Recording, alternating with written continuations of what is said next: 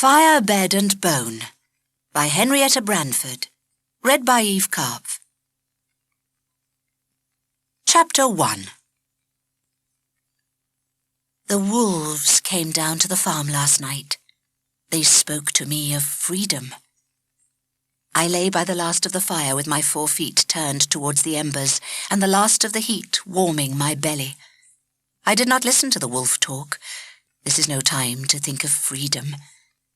Tomorrow in the morning I will choose the place. Out in the byre, where the bedding is deep and the children cannot find me. My back aches from the pull of my belly.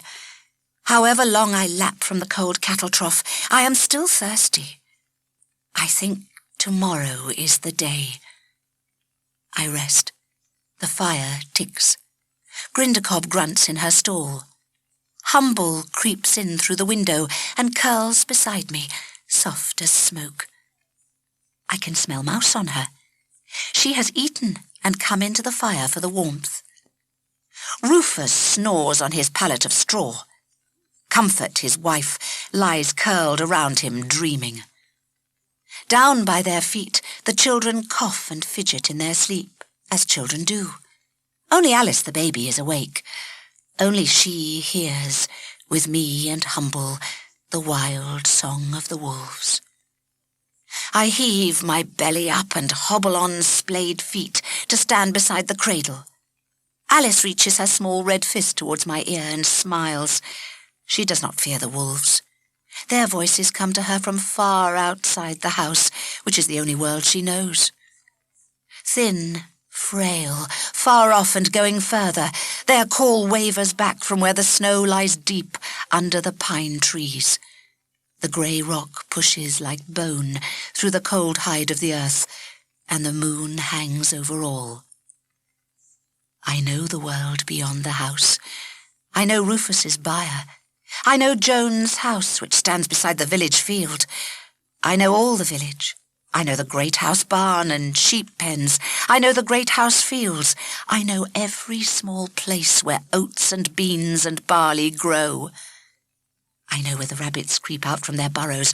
I know where the wicked wildcat leaves her stink on the grass as she passes.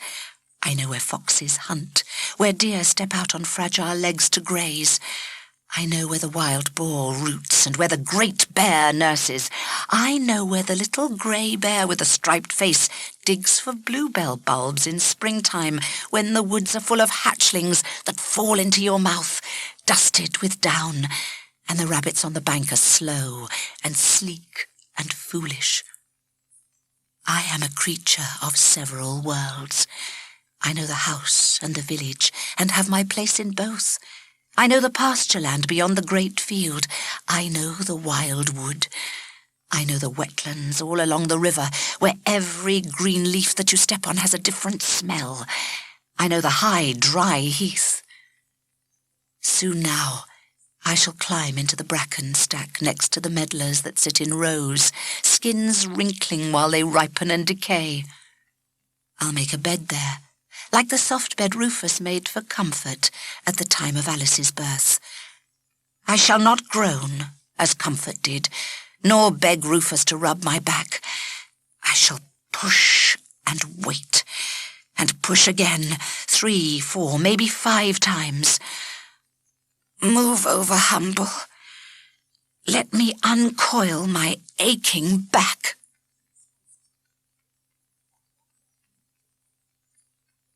Chapter 2. Old bitch looks ready to drop her pups. That's Rufus talking. He bends down and rubs his hard hand down from the base of my skull to the root of my tail. Again. Comfort looks my way and smiles. I wonder where she'll hide this time. Why won't she stay beside the fire, Rufus? She knows what's best for her. Rufus is a good man. When Comfort hollered from the pain of the baby before Alice, he put his weight behind her and his strength and his voice, put everything he could behind her, tried his best to coax that child out. In the end, he ran for help. I stayed with Comfort while he went for Edie. They always go for Edie when they need help of this kind. The child was out and dead before they got back. There was a smell of blood. Comfort lay very still. Her twins, Wat and Will, sat by the fire with their fingers in their mouths, not looking. The new one didn't move, not even to draw breath. Poor Comfort. That was the year 2 of mine were born blind. Rufus took them. I bit his thumb near to the bone. Next year came sweet Alice. "Give the old dog a dish of milk, Rufus." Rufus shook his head. "Do you think I'm a rich man, Comfort, to feed my dog on milk? Not I. I work for what I get." Comfort smiled, because he had already lifted the crock that holds the milk down off the windowsill. "And so do I," she said. "And so does the old dog. That's the best hunting dog we've ever had. Best in the village, and you know it. Everybody knows it. She does you credit, Rufus." Rufus poured my milk. "Wolves were close round the farm last night, Comfort. I saw their tracks in the snow when I went out this morning. It's good that we mended the great house sheep pen." "I will keep the boys close by until the snow lifts." "Wolves won't take a child. Not while there's lambs to take." Comfort did not reply. She disagrees with Rufus on the matter of what wolves will and will not take. And so do I. Only a wolf knows what a wolf wants. I slipped away from the fire while they were talking and made my way across the yard to the byre. There is more snow to fall. It will overlay my footprints. It was hard work to drag my belly up the wooden steps and into the bracken Rufus cuts for bedding. The chicken squawked each time I slipped. The goat watched with those yellow eyes of hers. They winter in the byre with the sheep. Grindercob lives indoors with us. I pushed in under the wooden platform where they store the medlars. The place was perfect. Dark, hidden, high. Not safe. Nothing is safe, but easy to defend. I could hear the sheep moving down below and the goat fidgeting. I smelt the bracken, clean, dry. I turned around and around, treading my nest. As I lay down, satisfied, the pit of my belly started to tighten. One of the hens has flown up here to watch me. Her fierce round eyes stares at me, and her head tilts to one side. A long, slow cluck escapes her throat. Hens know how to hatch eggs, and how to keep a clutch of chicks warm under wing, and how to scratch for food, but they are ignorant of anything beyond their own concerns. Ugh! Hens do very well as hens. They're not stupid, but they are no good at any but hens' business. Sheep are the same. There are 2 in the stall below me waiting to lamb. I hear them now. They grind their jaws from side to side, working the cud. Horses now. Oof! Horses are different. Mullane, the great house horse, is a good-hearted beast, patient and strong and brave. Oof! Welcome, my sweet, soft yellow gold, like me. Burdock the ox is strong, but foolish. He can pull the plough and take the cart to market, but I do not like him. Oof! Welcome, damp wriggler. Lie still beside your sister. There'll be no market while the snow blocks the road. There'll be no coming and no going. Burdock will champ in his stall. Oh, welcome. Are you the last and latest, small one? Smudged smidgen of a puppy? I think so. Yes, just 3. 1 golden brown, 1 black, like Swart your father, 1 smudged. 2 dogs and a bitch. Lie still and let me clean you. Oh, the sweet, soft smallness of you under my tongue. Suckle, and I'll name you. Squill, my little black dog. Swart, son. Your nose shines like a wet black leaf. Parsnip, small daughter, yellow like me. Little 2-colour fellow. I shall call you Fleabane. Go, hen. You've seen them now. Go down and tell your sisters that my pups are born. Call out the news. Let Swart hear it too over the hills. Squill! Oh, your small teeth prick like pine needles. Stop that, Parsnip, and let your brother Fleabane feed beside you. Night comes again. Snowfall and darkness and the quiet wind. I'll make a circle round my pups and sleep.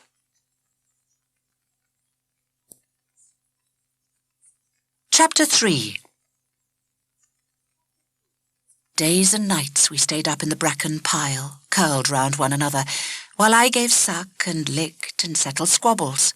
They fed and slept and fed and squabbled, and I watched their small, sleek bodies plumping up with milk.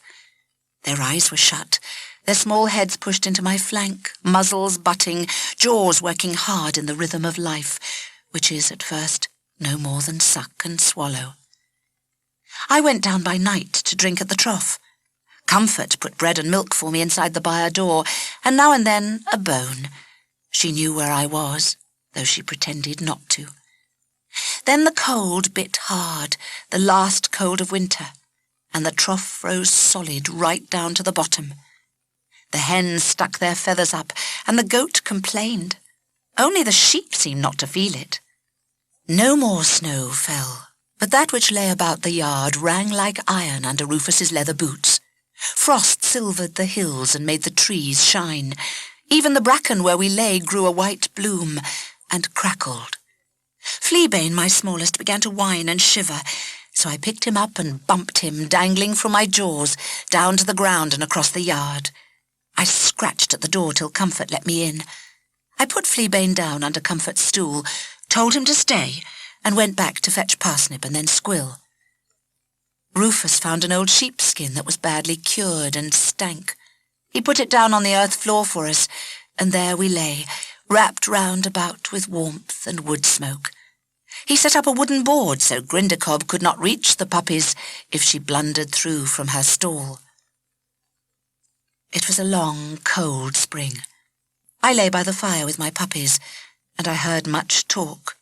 Rufus liked to talk, and Comfort liked to listen. They were close and comfortable. "There is trouble coming," Rufus said one evening. He was carving a spoon for Alice. "It follows from the great plague, Comfort, as flies follow rubbish to the midden." "How so, Rufus?" "The plague killed so many, Comfort. Labour was scarce, good fields were left untilled.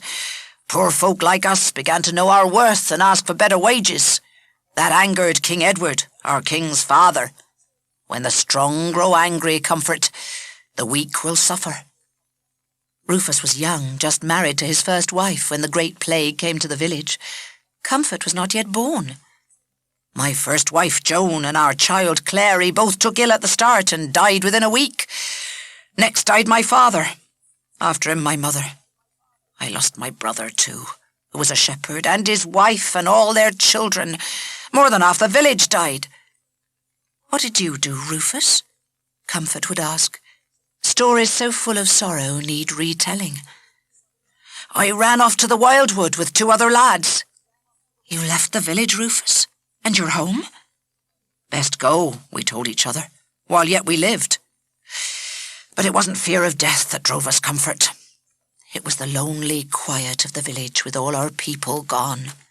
Houses empty, doors banging, fires out, no smoke rising, starving dogs dragging themselves from door to door, beasts out on the meadow lowing to be milked, crops in the fields and nobody to harvest them, thieves and murderers on every road and highway, nobody even in the church.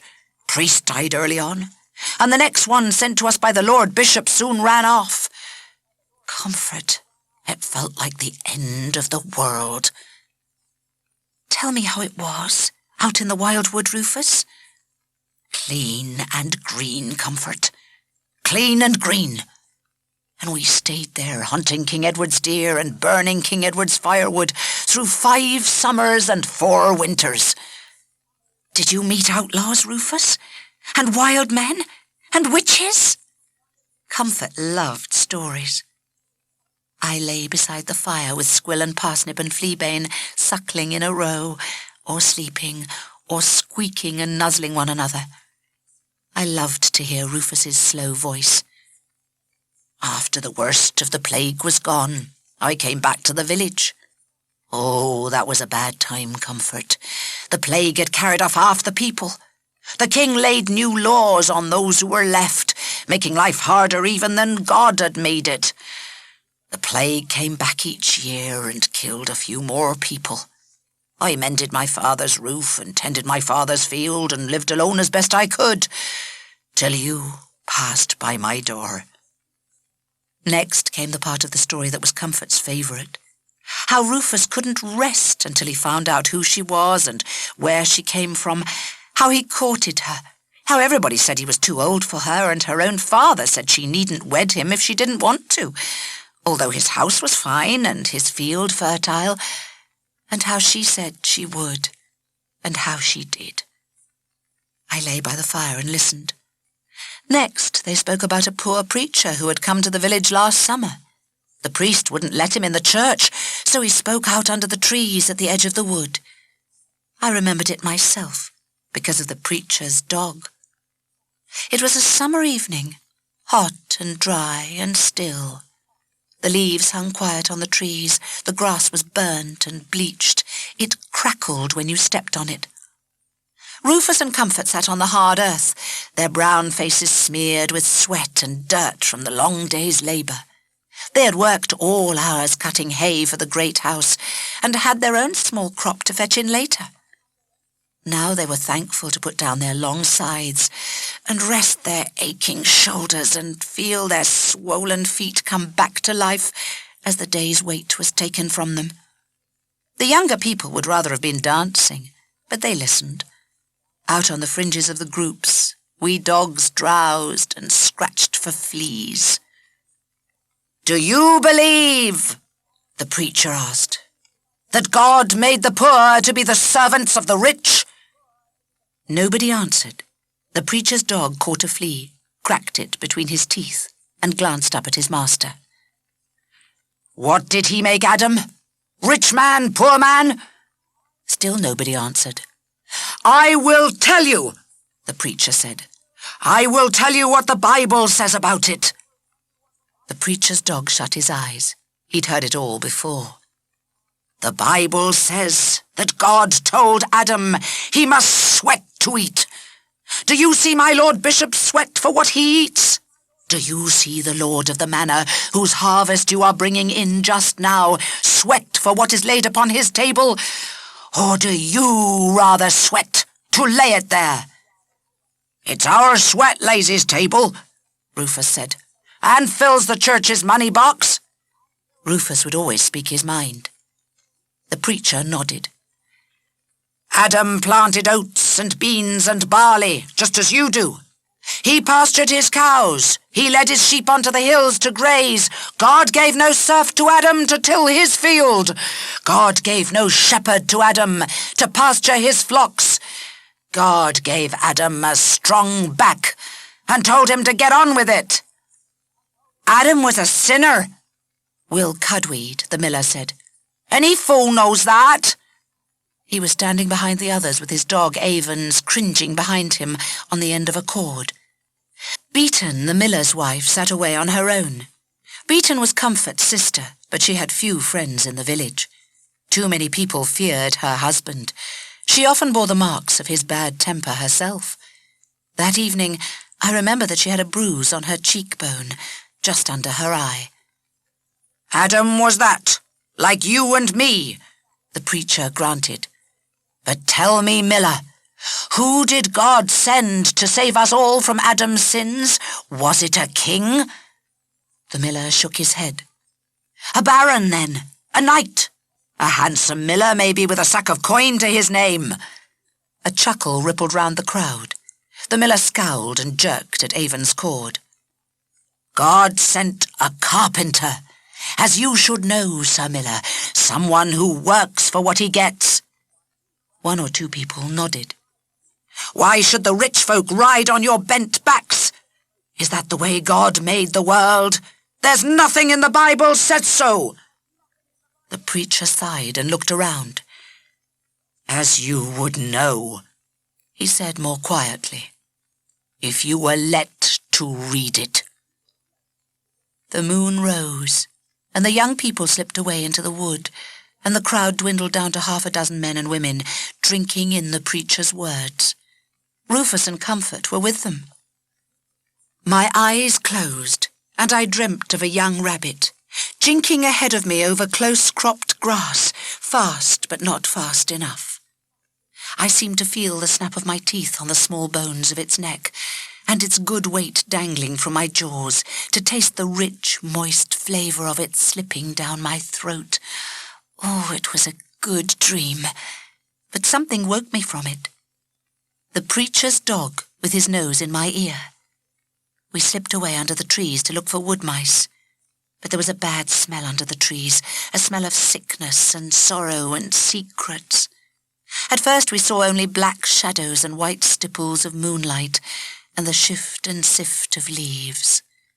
Then something moved, deep in the wood, and we noticed a man, lapped in shadow, muffled up in rags, leaning against a tree. He spat and wiped his forehead.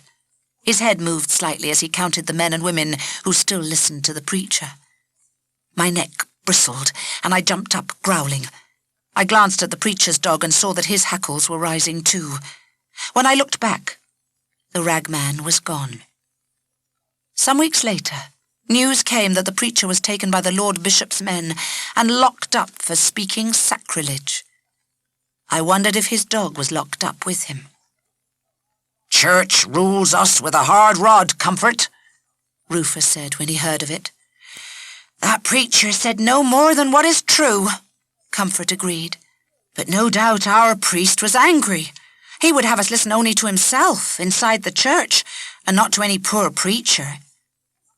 The next spring, when 2 men knocked on our door seeking shelter and speaking words of freedom, Rufus and Comfort let them in and listened. They were poor people, moving by night when the moon gave enough light, keeping to woods and wild places by day. They spoke in whispers, and when they'd finished whispering, they left. That was the busy time of year, with ploughing and spring sowing every day.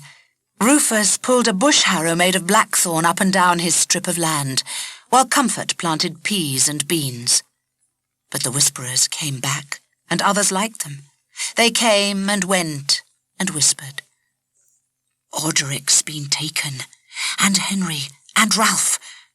Tell John of Stourvale not to trust John Merriman. Tell Thomas Kemp to go to Rother with all speed, and seek there Ranulph Burgate and his wife Alyssum. Send to Fletwood on the Ouse.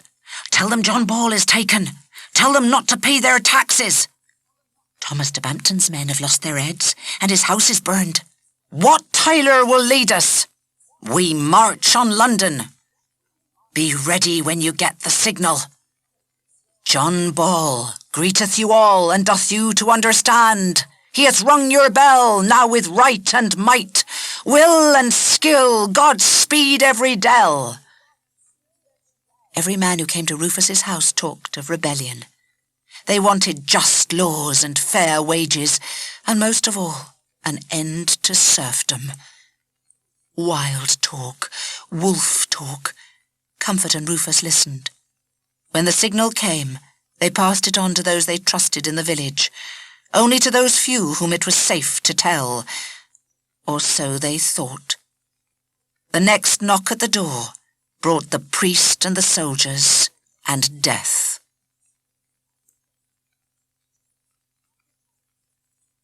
Chapter 4.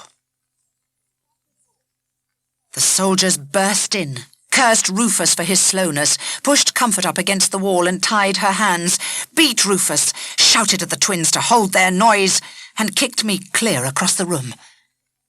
The priest watched it all with a smile on his face. Behind him stood Willcudweed, the miller. Grindycob ran out and bit him on the leg. She's not a bad sow, Grindycob. Comfort looked back at me as they pulled her away. I met her gaze and told her as clearly as I could that I would guard her children. Rufus could not see. There was blood running down into his eyes. I knew the children would not be safe unless I could get them away. I carried my own 3 across the yard and up into the bracken stack, and told Squill, who was the least obedient of the 3, that I would bite his tail off if he moved. Wat and Will had crept behind Grinderkob's stall when first the soldiers came. They seemed likely to stay there, but I was afraid for Alice, who lay howling in her cradle. Some men will kill a baby, just to quiet her. She was still tightly bundled up inside her shawl against the cold, and I picked her up easily, for all her struggling, holding the folds of wool between my teeth.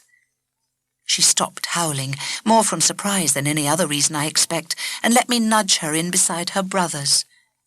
She never feared me, that child. Wat leaned out and took her. Humble watched from the windowsill, ready to run. Cats have no courage. I snapped at her to show my scorn and ran out. I ran over the hill to Edie and scratched at her door. I scratched and whined and whimpered and scratched and whined again, until at last I saw her pull back the hide that hung across her window and peep out. She knew enough of what was in the air to guess that my coming all alone meant trouble. I licked her hand and led her to the door. She shook her head. I nudged and nuzzled till she fetched her shawl, pulled on her boots, and followed me out into the night. I brought her to our door, which still stood open, as the soldiers had left it, letting the cool air swill round inside the room like water in a bucket. She crossed herself, straightened her bent back, and walked into the dark room. There was no light. There was no sound. I feared the soldiers had been back, and that I was too late. But when I stuck my nose round the end of Grinderkob's stall, Wat's fat, grubby hand clutched my fur, and he began to cry. The noise of his crying, and his brother Will's, and Alice's too, told Edie all that she needed to know. She tied Alice to her back. She took as much as she could carry from the room, a sack of beans, 2 hens, a pile of flax Comfort was drying. She told Wat and Will to take the flour crock between them, patted my head, and left. I threw myself across the room and up into the loft. Fleabane lay alone in the bracken, crying. There was a rank stench of cat all round him. Not Humble's smell, the stronger smell of wild cat. I put my nose down and ran, sucking up cat smell, out across the yard, up the field and into the wood. I knew Parsnip and Squill were dead. They would have died before she took them from the loft. I knew I could not get them back. I just wanted to kill her. I heard her brats mewing from a hollow high up in the tree trunk, and I wanted to kill them too. I clawed at the bark of the tree. I sat underneath it and howled. When I had howled out all my anger, I went back to Fleabane in the loft. He was hungry by then, and lonely and very scared. I fed him and washed him and let him sleep a little, but I knew we could not stay. The wild cat would be back as soon as I left Fleabane on his own again, and if she was not, the soldiers might be. Anyone seeing the place empty might move in. If they had dogs of their own already, as most people do, they might not want me or Fleabane. What people do not want, they usually destroy. When Fleabane had slept a little, and I was rested too, I took the soft folds of his scruff between my teeth and carried him off from the house that had been home for all my life, and out into the wild world where people do not go. It seemed the only safe thing I could do.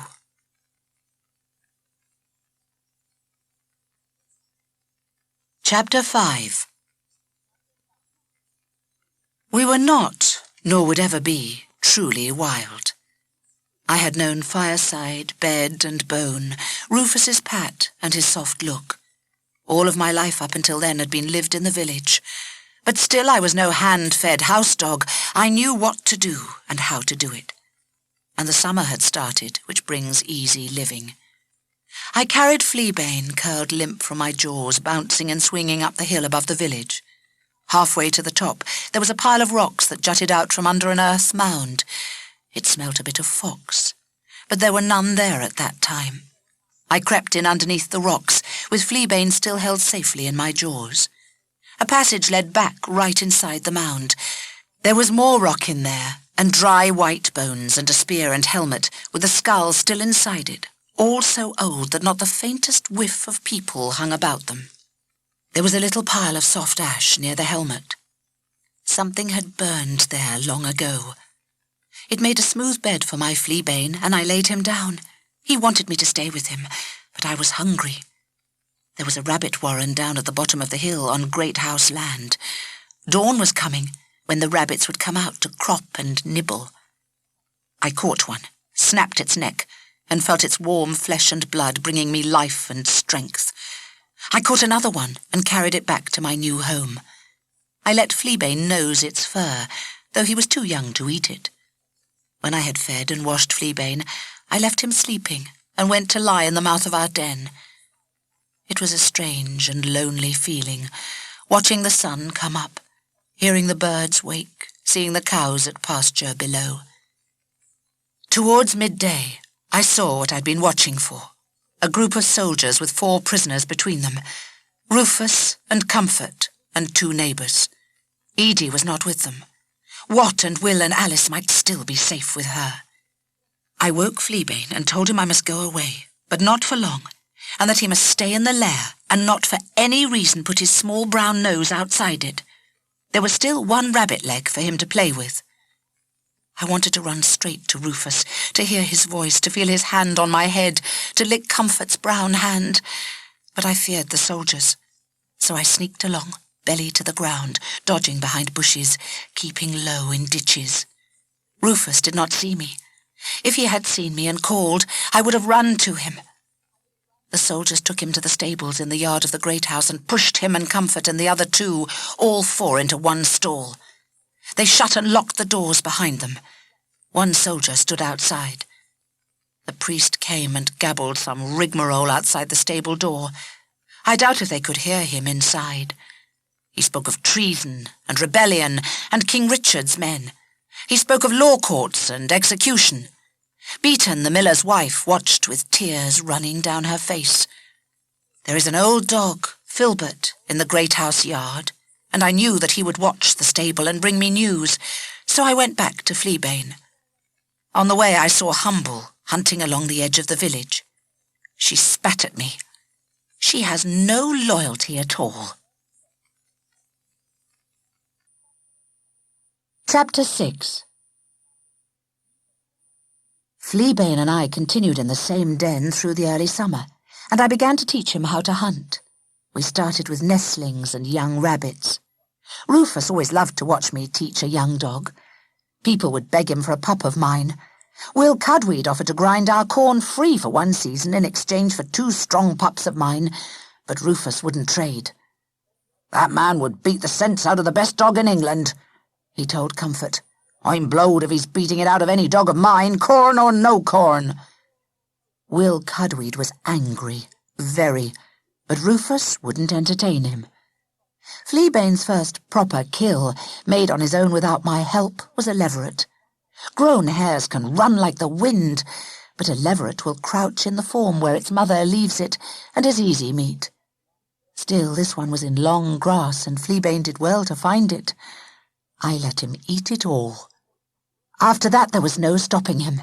He learnt to stalk and pounce and snap the spine of his prey with one flick of his jaws. He learnt all the joy of finding, chasing, catching, from the first faint scent of prey to the hot salt taste of blood, the snap and speed and triumph of the kill. He was a patient little dog, right from the start, careful and thorough, but quick when speed was called for. I never had to show him the same skill twice.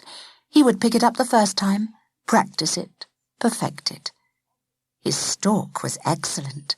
He could press his belly to the ground and crawl on his rib-cage like a snake. He could cross open ground better than dogs twice his age. I taught him to know all the smells a hunter needs. He could tell hare from rabbit easily and plan his hunt accordingly. He could tell grouse from partridge, woodcock from snipe. He even knew his deer, buck from doe and both from fawn. I taught him that, in case we might fall in with other dogs, and hunt packwise, sometime. I taught him all I knew, and he has never once disgraced me. By day we kept out of the village, but sometimes at night I would leave Fleabane snoring in our den, and creep down to Filbert in the great house yard, to sniff and snuff outside the stable door. As days and nights went by, the smell got very bad, and I knew that those inside were suffering. They had been there since spring, and it was summer now. People are not fastidious, like dogs, but they do not like to lie in their own muck. One night, Filbert took me round to the back of the stables and showed me a gap between the planks. I put my eye to the chink and looked through. 4 figures slumped against the walls, facing inwards. They sat on filthy straw, wet with their excrement. Chains held them to the walls. Their faces looked blank, even Rufus's. Their skins were grey under many layers of dirt. Their hair was lank and greasy. Comfort's eyes were closed in wretched sleep.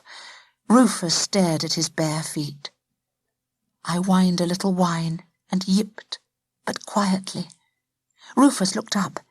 He knew at once that it was me, and tried to reach the part of the wall where I was waiting, nose to chink, but his chain would not reach so far. "Comfort," he croaked. "Wake up, Comfort. The old dog's here. She's over by the wall there. I cannot go. You try if you can reach her." Comfort woke, crawled over the foul straw, and laid her cheek against the rough wood, calling me. She poked one finger through the chink and scratched behind my ear. She wept. Just then a soldier strolled into the yard. His heavy boots clumped on the cobblestones, and the iron on the bottom of his pike struck sparks. I ran off back to Fleabane in our lair, but the stench of Rufus's despair and Comfort's misery ran with me, and I could neither shake it off my pelt, nor roll it off, nor sneeze it from my nose. The next night I took Fleabane with me, and we went to Edie's house.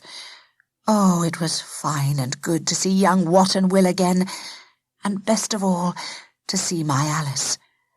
"You can't stay here, old dog," Edie scolded, "and nor can that puppy of yours neither. I can't feed another mouth, never mind 2 more. Go on out." But all the same she let us in to sniff and snuff the children. Will and Wat were overjoyed to see me, and delighted with how big Fleabane had grown. Alice pulled my tail and tried to gum my ear. I nosed under Edie's table for scraps, but found instead Alice's little hat. It smelt so sweetly of her that I snatched it up. Edie scolded me, and off I ran with Fleabane behind me, across the big meadow to the great house yard. Filbert, the great house dog, met us outside the yard wall and told us not to go inside. Soldiers were there, and the priest and the lord of the great house with his steward, the reeve. Someone had died inside the stable. I watched from outside the gate as the soldiers pulled a body out. They took off his chains and laid him on a hurdle, and 2 of them dragged him off to bury him behind the midden tip. The other 3 were pulled out next, alive. Their straw was taken out and fresh straw thrown inside. Then they were shoved back in, the door was bolted, and everybody went away. I knew the dead man. He kept his goats in much the same state he himself had suffered as a prisoner. I did not care about him either way. Rufus was living. Comfort, too. That was what I cared about. When it was safe, and the thin moon was nosing up over the yard wall, and the shadows were long, and the yard cats were off on mouse business, and Filbert had found his place by the great house fire, I crept up to the back of the stable, and set my nose to the chink. I yipped, and at once Comfort crawled over. She pressed her eye to the chink, saw me, and smiled. I have no doubt, though I could not see it. She put out her hand to pet me as best she could. Her finger touched the cloth of Alice's hat, still held fast in my mouth. I heard her breathe in sharply. Then she hooked the little hat in through the chink. I looked through then, and saw her rocking, holding the small hat to her cheek, smelling her daughter's smell upon it, kissing it. "It's Alice's hat, Rufus. The old dog has brought Alice's hat," she whispered. Rufus held out his hand, and she laid Alice's hat in the palm of it. He closed his fingers round it. He closed his eyes, and tears shone on his face.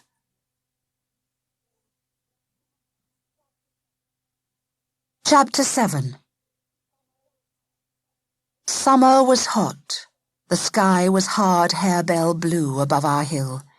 Down on the great meadow the grass turned yellow, and the river dwindled. Water flowed slow and oozy between great clumps of meadowsweet and rosebay willow herb. The kingcups, over long before the end of spring, set bristly brown stars in place of yellow petals, and the water birds grew plump. I do not much like coot. It tastes of weed and river and feels slimy on the tooth. Moorhen is better, though a little stringy. Neither can match the rich, fat taste of duck.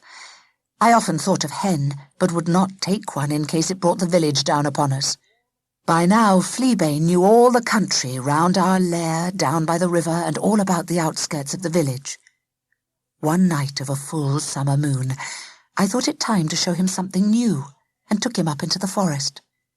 He ran beside me with his brown nose picking up news here and there, his small neat ears swivelling to every night-time murmur, and his fine feathered tail bent like a bow over his back. At the top of our hill, rock and grass and heather changed to bracken. A few great oaks stood alone along the margin of the wood. Behind them, hundreds upon hundreds of great beech trees stretched away into the rustling darkness. Sometimes we'd find a clearing where great trees had died, making space for small new hazel bushes, honeysuckle and foxgloves, their white or purple flowers over now, pointing tall seed heads to the velvet sky. Deer jumped away from us, leaving swathes of rich, warm scent behind them on the air. Owls floated over, letting fall traces of mouse smell, such as I used to recognize on Humble's fur. Squirrels, with something of a ratty smell, twitched in their sleep above our heads. Fish rose in small dark pools to suck down moths trapped on the surface of the water. High in a silver birch, a nightingale sang and sang. Fleabane had not heard bird-song like it, so we stopped a while to listen. As we stood silent underneath the tree, an old wild sow trundled by, followed by 16 piglets. Glorious they smelt, sweet, ripe, salty, but soft. I could see Fleabane drooling. He looked at me with only the slowest, slightest movement of his head, and asked with his eyes if he should take one. "No," I told him, drawing down my eyebrows. After they had gone and he was pestering me with his "Why not?" I told him how a sow can rip a dog's throat out with one snick of those curved iron teeth. How once she shuts her jaws on anyone or anything, it's finished. Dead. Piglets you take only if they're alone. After the sow and her piglets, we met something that smelt altogether less enticing. There's nothing smells like people. Each person has their own smell, as do we. But you can say, as I told Fleabane, that people always smell of more things, more of a mixture of things than other creatures do. I recognized the smell of this one easily. It was the ragman, who had watched the preacher and counted the people by moonlight from deep in the wood. He smelt of sickness and hunger and desolation. His face, when he came into our view, was more than half hidden by an old rag, black with dirt, that he had wound about his head. What we could see, his forehead and the bridge of his nose, looked scaly and discoloured. A bell hung round his neck, but it was stuffed with moss so that it wouldn't ring. He held a staff in his right hand which lacked 2 fingers, and he was very lame. His feet were bound in strips of leather, and his garment was a dirty piece of sacking tied about his waist. All people fear lepers, and they in turn dare not enter the village. If they tried, the villagers would stone them out again. Comfort once put a piece of bread out in the hedge for one poor wretch she had seen creeping by, and Rufus scolded her. He said even to breathe the air they breathed might turn her into one of them. Fleabane and I watched him in silence as he hobbled lonely down the path that led to the village. There were other people in the forest too. We found an old campfire, and the dregs of ale and urine splashed against the bole of a tree, and bones, some with strips of venison still clinging to them. A pile of feathers showed where someone had plucked pigeons. There were the remains of rough shelters, and the scent of 2 dogs, one large, one small. Fleabane wanted to track them. He wanted bones and company. But I could feel dawn rising, and I had a bad feeling about the sick man. We left the forest and tracked him back to Willcudweeds Mill.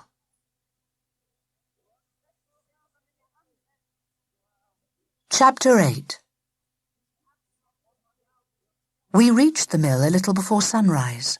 Willcudweed was nowhere to be seen, but Beaton, his wife, was out in the yard throwing scraps to the hens. I could hear 2 of his daughters in the barn milking goats, and one of his sons was kicking Avons out of his kennel to go hunting. Not that Avons knows how to hunt. Lights burned in the mill where the boys who worked for Cudweed were sorting sacks for the day's milling.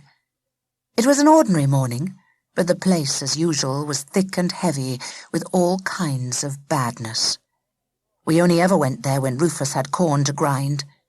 The boys Cudweed kept to work in the mill were always black and blue. Willcudweed could not talk to a child without a stick. Comfort always said she'd starve before she let Wat or Will work for him. "Beaton is my own sister, but what can any woman do with a husband like Cudweed?" she'd say, and Rufus agreed. Cudweed was the same with any creature. He must be always twisting an arm or a tail, wrenching an ear, yanking and cursing, and always with a stick in his hand. I sat under the hedge with Fleabane behind me, silent and still as any stone, for all he was so young. Presently the ragman came shuffling out from the back of the barn, with Willcudweed behind him. The miller kept his distance and held a cloth wrung out in vinegar pressed over his nose and mouth to ward off the disease. He threw a twist of cloth down onto the ground and stood back, grinning, as the ragman bent and scuffled for it, then hauled himself back upright, or as near upright as he could get. He fumbled the twist open, counted what was hid inside, spat and held out his hand for more. Cudweed laughed and shook his head. "You'll get no more from me, you lousy scab," he said, "unless it be the thick end of my stick."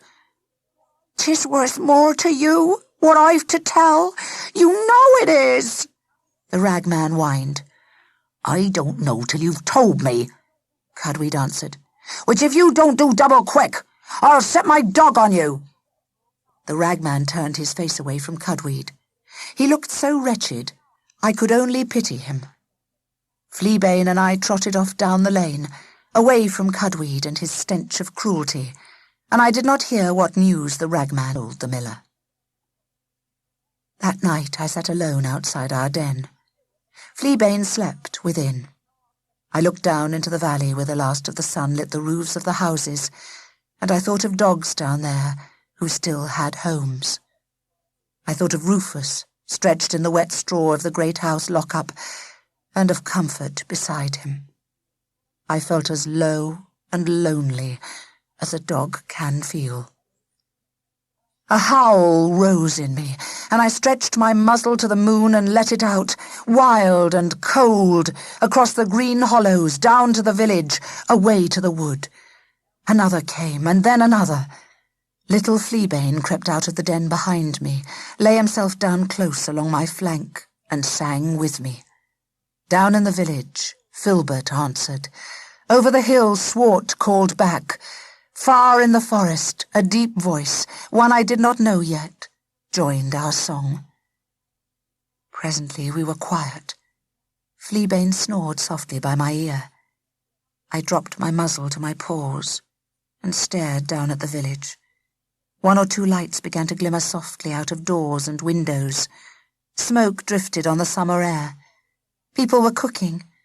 Dogs were lying by firesides, waiting for scraps. And then I saw, down in our own window, a flickering yellow light. Someone had lit the fire. Smoke rose from gaps between the thatch. Light showed in the doorway as somebody looked out. Just for a moment I felt my hackles rise. Then I was on my feet, barking and barking at the moon, at the valley, at Fleabane, at anything and anyone who would hear and share my joy.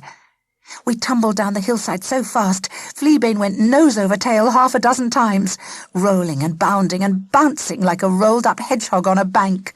And I rollicked along beside him and in front of him and all around him, shouting my good news to the night as no wise dog should ever do. Oh, but I wasn't wise. I was joyful. I scraped under the gate with Fleabane behind me and galloped across the yard to where the door to home stood open, with fire glow and food smell calling us. In at the door we pushed, the two of us, to Comfort and Rufus, as we thought, to home and welcome, to loving kindness, to Fireside Bed and Bone, and found instead Lupus, the miller's son, sitting by the fire with his new wife Vetchen at his side. They looked at us and nodded. Vetchen jumped up and kicked the door shut at our backs. Lupus stood up more slowly, taking off his belt.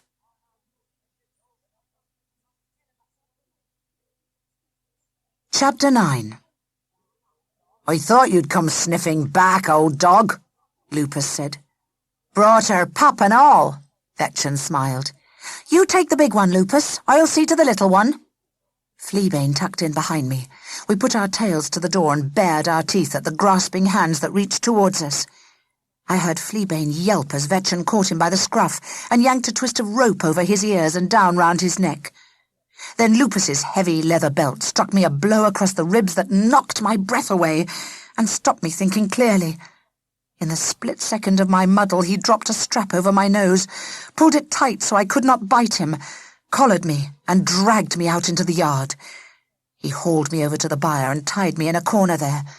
He aimed a last heavy kick at my ribs and stood watching me with a satisfied look on his face. "Your master never would sell us one of your pups. Your master was a fool, old dog. We'll have the pick of any litter now, and we'll not give your fool master a pot of ale." I rubbed my nose along the floor, trying to get the strap off. Lupus shook his head. "You'll keep that on tonight," he said. "Won't do you no harm. You've got a thing or two to learn." It is a terrible thing for a dog to wear a muzzle. It leaves you at the mercy of anything that happens by. You can neither bite, nor bark, nor howl, nor eat, nor drink. Worst of all is the fear that you may somehow not be able to go on breathing if you cannot get the thing off. Rufus muzzled me once, to cut a thorn out of my paw. He took it off as soon as ever the thorn was out. That night was a long one. Fleabane stayed shut indoors, and I did not know what was happening to him. He began to howl round midnight. Then came Lupus's voice, angry, and Fleabane crying out, small but determined. I fought my muzzle and my rope, but could not rid myself of either. Indoors, Vetchen began to shout. "Leave off, Lupus! He's a young dog! Too much of that will ruin him!" The house door opened and Fleabane scrabbled out into the yard. Then he was pressed against my side in the darkness. All night he lay pressed close against me. Every now and then I woke to feel his warm tongue working round the muzzle, which had bitten into my nose and drawn blood when I fought it. He comforted me greatly, and though I could not lick his wounds, I comforted him too, as best I could. When Vetchen came out to us in the morning and saw Fleabane by my side, she bent, I think, to stroke him. But I growled, and that angered her, and she took him by the collar and dragged him indoors. I heard her telling Lupus not to take my muzzle off. Over the course of the day, which was a hot one, my thirst grew into a torment, and my jaws swelled up on each side of the strap Lupus had knotted round them. I was forced to dirty all my bedding, a thing I'd never done since I was smaller than Fleabane. Fleabane did not come out to see me, which meant I knew that he could not. He howled sometimes and was beaten for it. I could not even answer him. In the evening Lupus came and took the muzzle off. He untied me and let me go. The first thing I did was drink from the trough. The water tasted cleaner and better than any I had ever drunk from pool or spring or river. Then I crossed the yard and put my nose to the crack under the door. Vetchen was cooking. Lupus was drinking the dregs of the beer Comfort had brewed last autumn. Fleabane was there, and Humble too. Vetchen came to the door to throw some water out, and saw me there. "Shall I let the bitch in, Lupus?" she called. "Might as well," he answered. The beer had changed him, as it does change people, and he sounded pleased with life. "She's our bitch now." "Unless your father wants her." "He wants the puppy. Says we can put the bitch to his dog later on. That way there'll be more pups to sell." Avens, I thought. No, thank you. I put my head round the door. Fleabane lay by the fire. There was no sign of Grindycob, who had run out when the soldiers came, but a strong, sweet smell of meat bubbled from Vetchan's pot. Fleabane still wore his collar of rope, and I could tell by the way he held his head that his neck hurt. He jumped up, forgetting he was tied to the trestle, and tried to run to me. Humble watched our greeting superciliously from her place on the windowsill. The meat smell doubled my hunger. Fleabane looked as though he had been fed. Tomorrow I must find food for myself. I lay down and shut my eyes. I could smell Lupus leaning over me. His hand fumbled my ears, then patted my neck. I would have liked to sink my teeth into his flesh, but I am not a fool. A dog cannot hunt in a muzzle. I should have bitten him anyway, because in the morning he put the muzzle on again. He let me drink first, but he did not give me anything to eat. Then Vetchan tied me back up in the byre. I did not see Fleabane all day. Lupus came out that night, took off the muzzle, gave me half a rabbit, and went indoors. It was a better night, because he did not put the muzzle on again, and the rabbit gave me strength. I guessed Fleabane had gone to Willcudweeds' house. In the morning, I learnt why Lupus had kept me muzzled and half-starved for 2 nights and 2 days, and then gave me rabbit. After his morning bread and cheese, I had nothing. He picked up Rufus's bow and arrows and whistled to me. Had I been anything but ravenous and weak, I would not have gone to him. I was Rufus's dog, but I was hungry, so I went. Chapter 10. We crossed the great field where several families were already working, some mowing barley, some cutting wheat with sickles. Cocks and sheaves of both were being laid in rows to dry. Most of the men gave Lupus angry looks when they saw him with me. Everyone knew his father, Cudweed, had taken Rufus's house, saying he owed money to the mill. They weren't surprised to see me with Lupus, but they were angry. Nobody greeted Lupus. Nobody patted me. I saw Filbert from the great house messing around by the river, and he saw me, but we avoided one another. I was ashamed of Lupus, and Filbert was afraid of him, so we went our separate ways. I thought of Rufus in the lock-up. I thought of the ragman, and as I jogged along at Lupus's heel, head down, tail lower, I knew how he felt, cut off from everything that should have been familiar, forever a stranger. Gradually everything left my mind except the thought of how to get food into my stomach.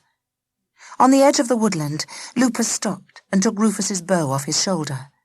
He looked down at me. "You've got a choice, old dog," he said. "You can hunt for me, or you can starve. If you don't hunt, you're no good to me. What's no good to me, don't eat." Before long I picked up the scent of a hare in the long grass. It's a strong scent, an unmistakable, rich, gamey scent that will drive you mad even if your belly's full. Empty, afraid, alone. I found it twice as powerful. I tracked it down into a little dip and up the other side, then waited for Lupus to catch up with me. I showed him where the hare was hiding, and when I was sure he'd understood, crept forward, paused, looked back, checked that he had his arrow ready, and ran in. The hare jumped up on its big, muscled hind legs and leapt away. Lupus's arrow caught it in the side and slowed it for me. I bowled it over, broke its neck, and took it back to him. Why did I hunt for Lupus? Because I am not, nor ever will be, truly wild. Because I have known fire, bed, and bone. Because I am a hunting dog, a dog who must work with a man. Because I wanted to live, not die with a muzzle round my jaws. Lupus took the hare from me and cut a little slit in one of its back legs. He threaded the other leg through the slit and hung the creature on his belt. He did not pat me or praise me as Rufus would have done, but that night he fed me. I got the bones of the hare and some mouldy bread. No more, but it kept me alive. The next day we hunted again. The first time they forgot to tie me properly, I was away to Fleabane. I found him chained to an old broken barrel that lay on its side in the mill-house yard. He was thinner, and his coat was rough. He had no shade, and his neck was chafed where his collar rubbed him, but there was water he could reach in the trough, and he was alive. Avens bounced out of the barn at me with a chorus of insults. I put my tail up and my ears forward. I lifted my lips back off my teeth. Avens did the same. I went straight for his neck and bit him harder than he thought I would, and faster. He yelped and yammered, and I ripped one ear and went for the other. He backed off. Beaton, the miller's wife, came shouting out of the house, and Avens ran for his kennel. Beaton went back indoors. I knew she had gone for a stick, but she did not really want to beat me. She was slow on her feet, and I had snuffed Fleabane's sweet puppy scent, nosed him all over to learn if he was well or ill, and licked his face clean before she came back out. Fleabane and I circled one another joyfully, tangling in his chain, drinking one another in through nose and tongue and ear and eye, together again for a few seconds. I ran off then and lay down under the hedge, close enough so I could see Fleabane, far enough so that Beaton would not have to chase me.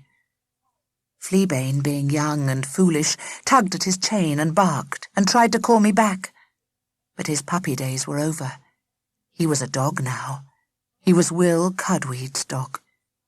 Presently Lupus came striding down the path, looked where Fleabane was looking, saw me under the hedge, picked up a flint, and caught me on the backside as I turned to run. To run where? Back to him. Back to Lupus and Vetchen. Where else? When he got in that night, he fed me, and let me in to lie in Grindicob's empty stall. "That's a good hunting dog," he said to Vetchen, smiling. "Best in the village, I'd say." "Soon as she comes in season, we must breed her," Vetchen answered. "How much will her pups fetch, Lupus?"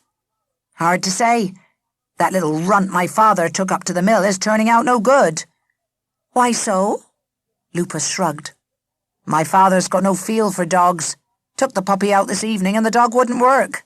Didn't find nothing. The one time an old jackrabbit got up under the dog's nose. Dog took it and ate it." Vetchen laughed. "You can laugh. Dad beat the puppy black and blue. He'll ruin the dog and then he'll take the bitch. Just when I've got her where I want her." He looked at me and spat into the fire. "Tell him he can't, Lupus. He chose the puppy, we got the bitch. Think of the meat she'll bring us. And her pups should be ours to sell." "Do you sit there, Vetchen, and tell me how to speak to my own father?" Vetchen moved back a little from the fire. I inched away from both of them, but the door to the yard was shut. Lupus sat up in his chair. A prickle of fear seeped out from under Vetchen's dress. Both had been drinking, and the strong, sour smell of beer hung in the air before their faces. They were young, hardly out of childhood. Lupus, being the miller's son, was used to getting what he wanted. The whole village knew him for a bully. According to Comfort, Lupus wanted Vetchen one summer evening, so he told his father, and his father got her for him. Vetchen was very pretty, Comfort said. She thought her looks would buy her anything she wanted. Marriage with Lupus must have taught her otherwise, but she did not give in without a fight. "Folk won't heed you, Lupus, if you let him trample on you. He treats you like a child." Lupus jumped up and knocked her flying. Her face reddened where his fist landed. Her eyes filled up and overflowed with angry tears. I saw her eye the knife that lay on the table, but she dared not put her hand out for it. Lupus saw where she was looking, knocked the knife away and raised his fist again. Vetchen backed off, shaking her head. I huddled at the back of Grindicob's empty stall. Later, when Lupus had gone to the alehouse, Vetchen found me there. She was crying, and I pushed my nose against her hand to comfort her, but she was full of anger and saw only the dog that had caused her a beating, and not the dog who might have been her friend. "Your fault, stupid old bitch!" she snapped. "Your fault he hit me. I'll make him sorry later, but I'll make you sorry now." She did to me what Lupus had done to her, cuffing and cursing, hitting and kicking before hauling me outside. I could have bitten her. Maybe I should have, but I didn't. Chapter 11. Next morning, Filbert's barking woke me from my sleep before dawn. Vetchen, in her anger, had not tied me up properly, and I was soon away down to the great house. The yard was dark, apart from flickering torches. Soldiers stood beside the open stable door. Red light glowed on the dirty straw. Long shadows streaked the wall as a young soldier bent to strike the prisoners' chains from iron rings that fixed them to the walls. The priest stood by. I crept up close, keeping out of the torchlight. "Where are you taking us?" It was Rufus's voice. I almost ran to him. "How should I know?" the soldier answered. "Orders was move. They don't tell us lot where." The priest's bitch saw me then, or smelt me and growled. I moved back out of the yard and watched from behind the boundary fence. Rufus, Comfort, and the widow of the man who died were roped together in a line, Rufus in front, next the widow, Comfort at the back. The widow cried quietly. 3 of the soldiers walked in front, one of them holding the rope. The young lad brought up the rear. The priest wished them Godspeed, kicked his bitch, and turned back to the great house. I trotted along behind the prisoners. The soldiers talked to one another, angry at their early start. "Why must we stumble down these filthy roads by night?" "'Cause we was told to, fathead. Anyway, it's not night, it's morning." "Well, it don't feel like morning. And why was we told? Why don't they see to these rogues here at the manor court? They could have hanged 'em 5 months since." "These folk aren't common rogues." "What do you know? You know no more than they do." "I know what I hear. I know there is rebellion in the country. There is men marching on the towns and houses, fired and heads on poles. King Richard's judges themselves are done to death by common men. And what has that to do with these poor fools? They took messages and passed 'em on. They was in league with the rebels. Now they're wanted at King Richard's court to show the common people what becomes of those who side with wicked folk." The young lad at the back had been listening to the others. Now he spoke up. "These are good people. My Cecily's mother knows them." "Shut your mouth, young John, else your head may end on a pole and all. And then what will sweet Cecily say?" The older men laughed, and the lad kept silent after that. The road was dry and dusty. The prisoners trudged, roped in a row, tripping and stumbling in the dark, until the sun came up. The soldiers trudged beside them, drinking now and then from an ale-skin which they passed between them. They did not offer any to the prisoners. Towards midday, we came up to a miserable hut, leaning against a fir tree by the side of the road. The soldiers kicked the door open, turfed out a sickly child, and pushed the prisoners inside. They went in too, and shut the door behind them. The child wailed, but quietly, then pulled his rags round him, leaned his back against the tree, and waited. I suppose the soldiers ate whatever food they found inside the hut. I ate a hen that we caught out in the long grass at the back of it. That was the first hen I ever ate, though not the last. I do not think Rufus, Comfort, or the widow ate at all. They did not look refreshed when they came out of the hut. The soldiers let each of them suck once, briefly, at the ale-sack. I was used to running fast, for a short while, and then resting. The soldiers were slow on the road, but they did not stop to rest. I drank from streams when we crossed them, and took a rabbit late in the afternoon, so I did not suffer thirst or hunger. But my pads were sore by midday, and by evening they were bleeding.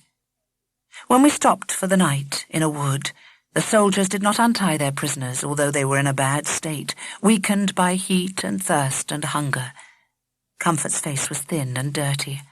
Her hair had come loose from under her hood and hung across her face, and both her feet were bleeding. But her chief sorrow was Rufus. He was too old for such a march. "Can we not bring our good horse, Marlene, so that he can ride?" she begged. "He is a great house horse, but they let us use him sometimes. You could send the lad back for him." "Only thing your man will ride will be the gallows tree," the soldier told her. "And he can do that now if he's too weak to walk." The soldier sent the lad off to pick up wood and got a fire going. They had not much food with them. Most of what they had they ate themselves, giving only dry bread to their prisoners and a little ale. Rufus did not want to eat, but Comfort made him. The widow would not, though both of them tried to make her. "Why should I eat? I'm sick of all this wretched business, pulled along like a beast on a rope. God knows what waits for us, and God knows why, maybe, but I do not. My man is dead, and I shall soon be. Why should I eat? You eat their pestilential bread, Comfort, if you can, or give it to your Rufus. I want none of it." The fire dwindled. The prisoners lay humped and huddled to one side of it, and the soldiers to the other, with only John, the young lad, left on guard. He seemed to get all the worst jobs. The longest watch, the shortest rest, the least ale, the heaviest load. I licked my paws, and thought about the hen I'd eaten at midday, and the rabbit, and wished for another of each. Chapter 12. The moon had set, and it was dark, when Oxer and his people came upon us. I may have nodded off myself. The first I knew, Oxer was letting go a stream of rudeness about village dogs who wandered uninvited into other dogs' woods, and slept when they ought to have stayed awake, and so on. He has a big bark for a small dog. There were men and women with him, all armed, else he would not have been so brave. His people killed 2 of the soldiers instantly with 1 arrow each. The second man choked out loud as he fell, and woke the other 2. The oldest of them threw down his pike and ran, but I do not think he got far. John, the young lad, was slow with sleep. He stumbled up, grabbed his pike, and stood beside the fire, a perfect target for the 12 arrows pointed at him from beyond the firelight. Rufus sat up and rubbed his eyes. He took in the soldier slumped beside him with an arrow in his throat. He saw the other lying on his face. He saw young John sweating, white-eyed with fear. Rufus could not stand up because of being roped to Comfort and the widow, but he knelt up and called out, "No need to kill the lad. He'll not give you any trouble." Somebody stepped into the light and grabbed the young boy's weapon. I saw that it was Orderic, who came from the village next to ours. We had heard he was taken by soldiers back in the spring, before Rufus and Comfort were arrested. Now here he stood, a free man in the wood. Rufus and Comfort were overjoyed to see him. Orderic untied the prisoners. "No offence, lad," he told young John as he retied the rope around the boy's wrists and gave the end of it to Rufus. "Times change, my son. Times change, and we must change along with them. I hope you'll be a better prisoner than you were a guard." Rufus smiled and took the rope. Then he saw me. "Comfort!" he shouted. "Look!" He dropped onto his knees and took my head in his hands and exclaimed angrily at the scars round my jaws and ran his hands over me to see what other damage he might find. He sighed and shook his head at my sore paws and told me I was a good dog, the best, the very best. Comfort, meanwhile, was patting me and thanking me for bringing Alice's hat to her and asking me where I had sprung from and telling Rufus that if only I could talk, I might tell her where the children were. When both had greeted me properly, Comfort helped the widow up. Orderic stamped out the fire, and on we went, leaving the dead men behind us. Oxer made a meal, as small dogs do, of telling me who was boss. When we reached his camp, I saw it was not him, in spite of what he said. A huge old dog, his thick black coat tangled over his deep dark eyes, rose, shook himself, and growled a warning. "Down, Serlo," Orderic told him. "These are friends. Be civil." I crouched down well outside the circle of the camp to wait and see if Serlo agreed, and what he might do if he did not. Comfort went with the widow and another woman down to where a stream flowed into a small pool, and I followed. They washed, and Comfort carried back a jug of water and bathed Rufus's face. Then they lay down together side by side, with no rope biting at their wrists, and slept. I sat at their feet, watching them. Serlo got up slowly and stiff-legged over to me like a bear.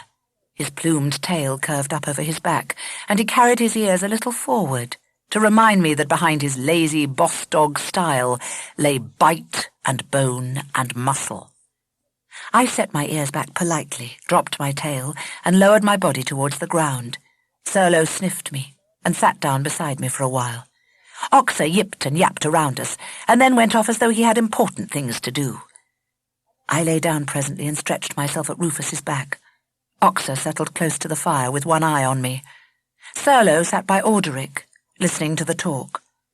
The last thing I saw as I closed my eyes in sleep was his dark eyes on me, and his great head, tousled and black against the fire, aglow, and Orderic's hand scratching behind his ear. We stayed in the forest for days and nights. I felt at home there because I was with Rufus. He and Comfort and Orderic and the others were waiting for news of what was happening in the outside world. They talked much, and young John listened. Orderic talked the most. "John Ball, who leads the rebels, tells us that we should pay no taxes to the priest, unless payer be richer than the priest," he said. "And he a priest himself?" wondered Rufus. "What says the church to that?" "Church turned him out of doors," Orderic answered. "He teaches in the fields now. He's a true friend to poor folk. They say he's called these 20 years or more for an end to serfdom, and paid for it in prison many a time."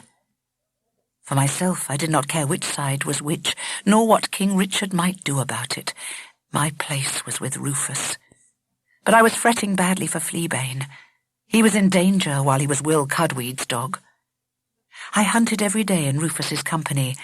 He shot squirrels and rabbits and any number of wood pigeons, with a bow and arrows Orderic lent him.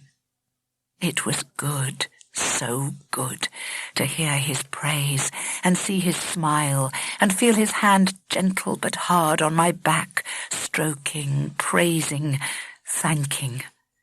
When Rufus did not want me with him, I ran free under the bracken and drank from forest pools, and afterwards slept in the sun, and trotted back to camp, to the smell of wood smoke, and the sweet taste of the scraps, and Serlo's great figure black against the firelight. If I could have known that Fleabane was safe, I would have been completely happy. One evening, just on sunset, a man stumbled into the camp with one of Orderic's men on either side of him, holding him up. They had found him lying in a ditch, half dead of a sword gash that curved around his shoulder and halfway down his back, letting his strength out in a slow red ooze.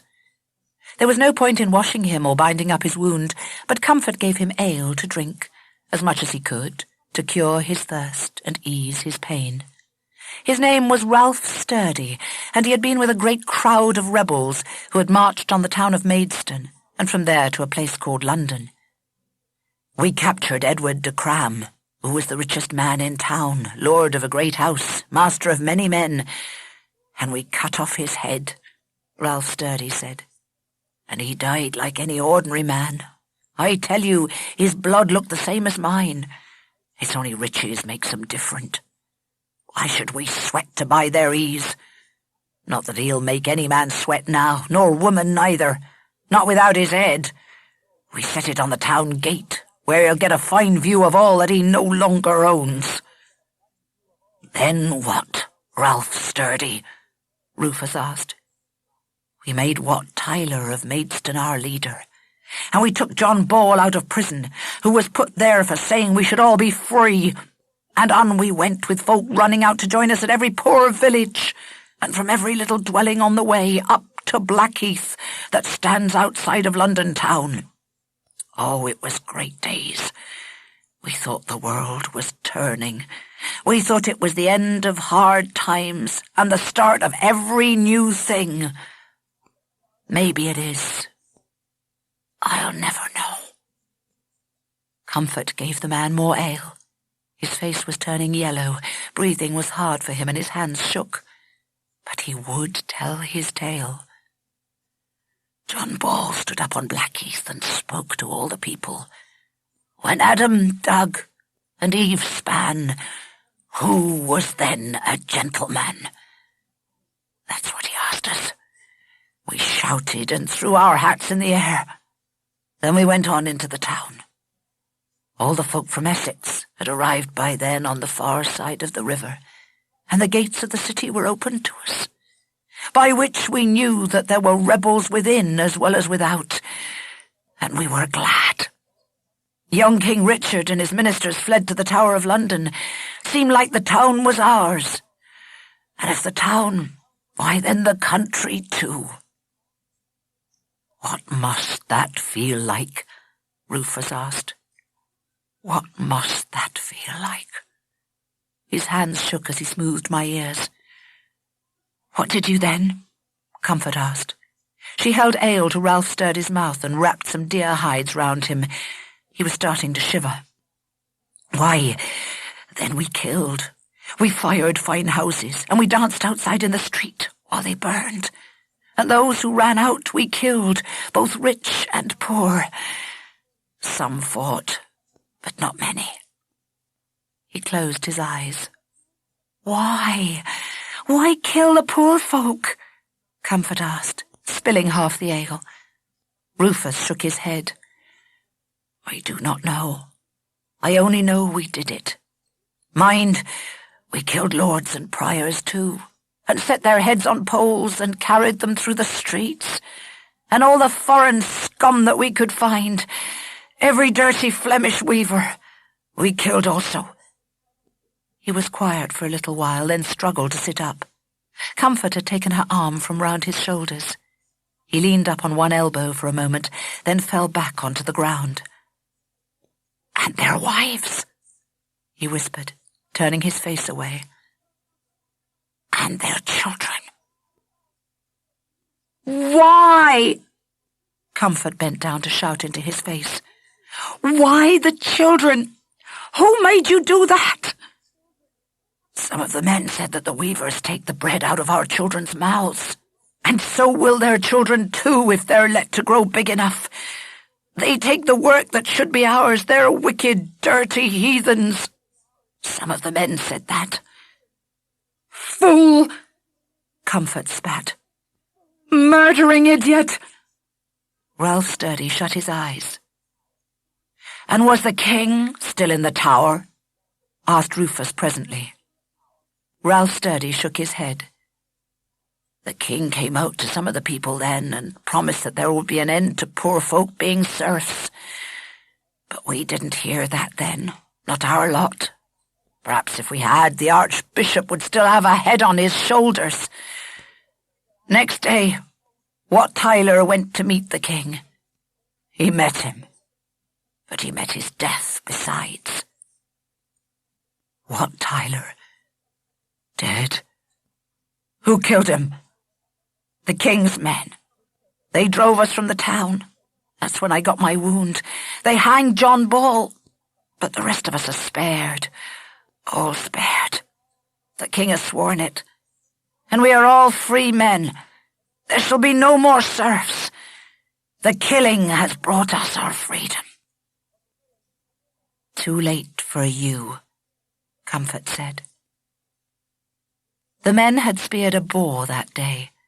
Normally they would have smoked most of the meat to save for later, but because of the news Ralph Sturdy brought, they jointed the whole carcass then and there, cooked, carved, sat by the fire and feasted.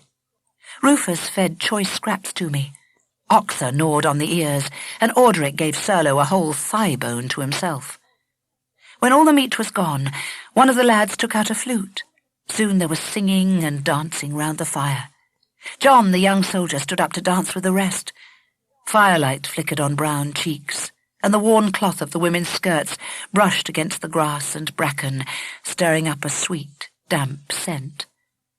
The piping of the flute in the still forest sounded small and a little lonely. The flute played on while the fire sank, and the moon rose and the young people, and the not-so-young also, stumbled out into the dark ring of the night to lie together in the tall green bracken. Rufus watched it all, his hand curled round my neck. "Think of it, sweet Comfort," he said quietly. "Our Wat and Will and Alice shall have no bailiff stand behind them with a whip in his hand. There'll be no Harriet to pay when I pass on, no merchant to find when Alice or the boys get wed. All that we plant and grow and harvest, all that you weave and brew and bake will be for us and ours. Can it be true, do you think?"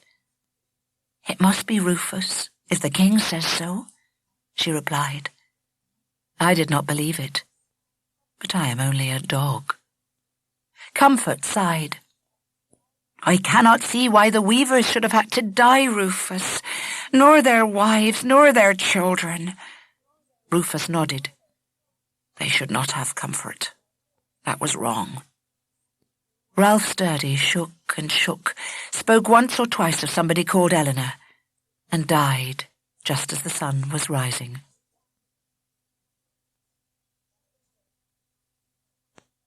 Chapter 13. We dogs went off alone to hunt in the morning before the men and women woke. Oxer bounced along in front of us, jumping to see over the bracken. I came next. Serlo ambled off to one side of us on his great, heavy paws. Once we had left the 100 smells of camp behind us, and the trees were all round us, we started to tease out the forest scents. Pine needles, soft green leaves, wood pigeon, squirrel everywhere, hedge pig, musky fox. Once down among some rocks we smelt brown bear and ran. Serlo found what we were after first, a doe and her fawn.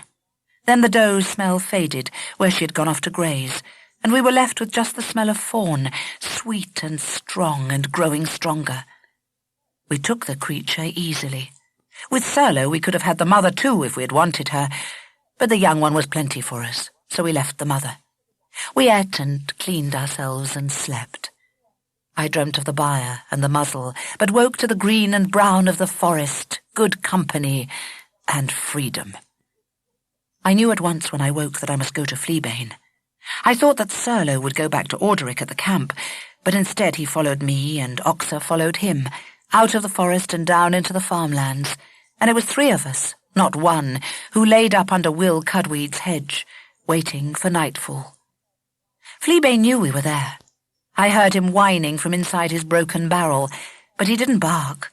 After a while, Willcudweed tramped across the yard and kicked the barrel as he passed to quiet Fleabane. One of his daughters came out with a jug in her hand to fetch ale. Another chased a chicken round the barn, caught it, wrung its neck, and sat down on a bale of straw to pluck it. Indoors, Beaton raised her voice at a servant. Light slipped away. Night smells sharpened. Dew and smoke, blood and feathers from the plucked hen. And Fleabane, sweet Fleabane in his barrel. Avons must have done something to annoy someone in the house, because the door flew open and he came yelping out. He smelt us and barked, but he did not come to us. Serlo is a big dog, and Avons knew it without seeing him. At last the house was quiet. Hens clucked occasionally in the barn, goats bleated. Up in the woods night creatures called. Cold crept out of the grass. We lay and licked our paws. When all was safe, I crept out from under the hedge and ran down to the yard. Fleabane was curled in the back of his barrel. He had no straw to lie on and was shivering. I could smell pain and fear on him as soon as I put my nose round the mouth of the barrel. His 2 eyes shone at me out of his small face, and his sharp little ears came forwards, and his tail thumped softly on the floor. I pressed my nose against him. I lay down beside him, and he began to whimper. I washed him steadily from top to toe. That always soothed him best when he was tiny. It did so still. One of his ears was caked with blood. He did not flinch, but let me work at it till it was clean. One of his forepaws smelt bad. I nosed it gently and found it hot and swollen. Something sharp was bedded under the skin of his pad. A thorn. I drew it with my teeth. His neck was chafed, and there were the marks of a stick on his back. If Willcudweed or Lupus or Vetchen had come out to us then, I would have torn their throats out. But they did not, and I worked on, soothing and cleaning, until Fleabane smelt more like himself, and was able to put his ears back and smile. I put my teeth to his collar then, and began to chew. I was 2 parts through it when the back door of Willcudweed's house opened, and 2 of his boys stumbled out to pee in the yard. They had a little competition to see who could pee highest up the side of the barn. When they had finished, one of them wandered over to the barrel, picked up a stick, and without bending down to look inside, poked it into the barrel and rattled it round. Fleabane jumped up and rushed out, barking. The boy laughed and clipped him with a stick. I jumped up then, ran out, and bit the boy, not as hard as I'd intended, but quite sharp on the leg. He dropped his stick and hopped about hollering, while his brother began trying to catch me without getting bitten by hooking a stick through my collar. He had just managed it and had my head pinned to the ground, while Fleabane went mad at the end of his chain, when Serlo stepped into the yard. Now Serlo was a big dog. He was heavy, too, big-boned and tall at the shoulder, with a great broad forehead and deep-set eyes. His pelt was thick and black and matted, turning to rust here and there where the sun had sucked the colour out. He'd been born out in the forest and lived there all his life. He was his own dog before he was Orderic's dog. He was Orderic's dog because he chose to be. He could have lived alone without people. There came a time in his life when he did. When Serlo stepped into Willcudweed's yard and growled at Willcudweed's son, who had me pinned to the ground with a stick and was hollering for his father, that boy knew that he was looking at no ordinary dog. Instead he saw, there in his father's muddy yard, a ghost beast out of the deep heart of the woods. The stick fell from his hand, his face turned yellow, and although I could not see it, I have no doubt that his greasy hair rose on his head. He dared not turn and run.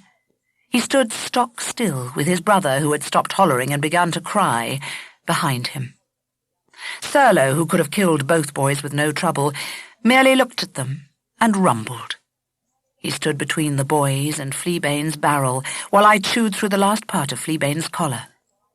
The chain fell into the mud, and we were away back to the hedge where Oxa was standing lookout. We were off to the forest before Willcudweed could stumble out into his own yard and beat one of his boys for losing his new puppy, and the other for telling lies about devil dogs from out of the wildwood.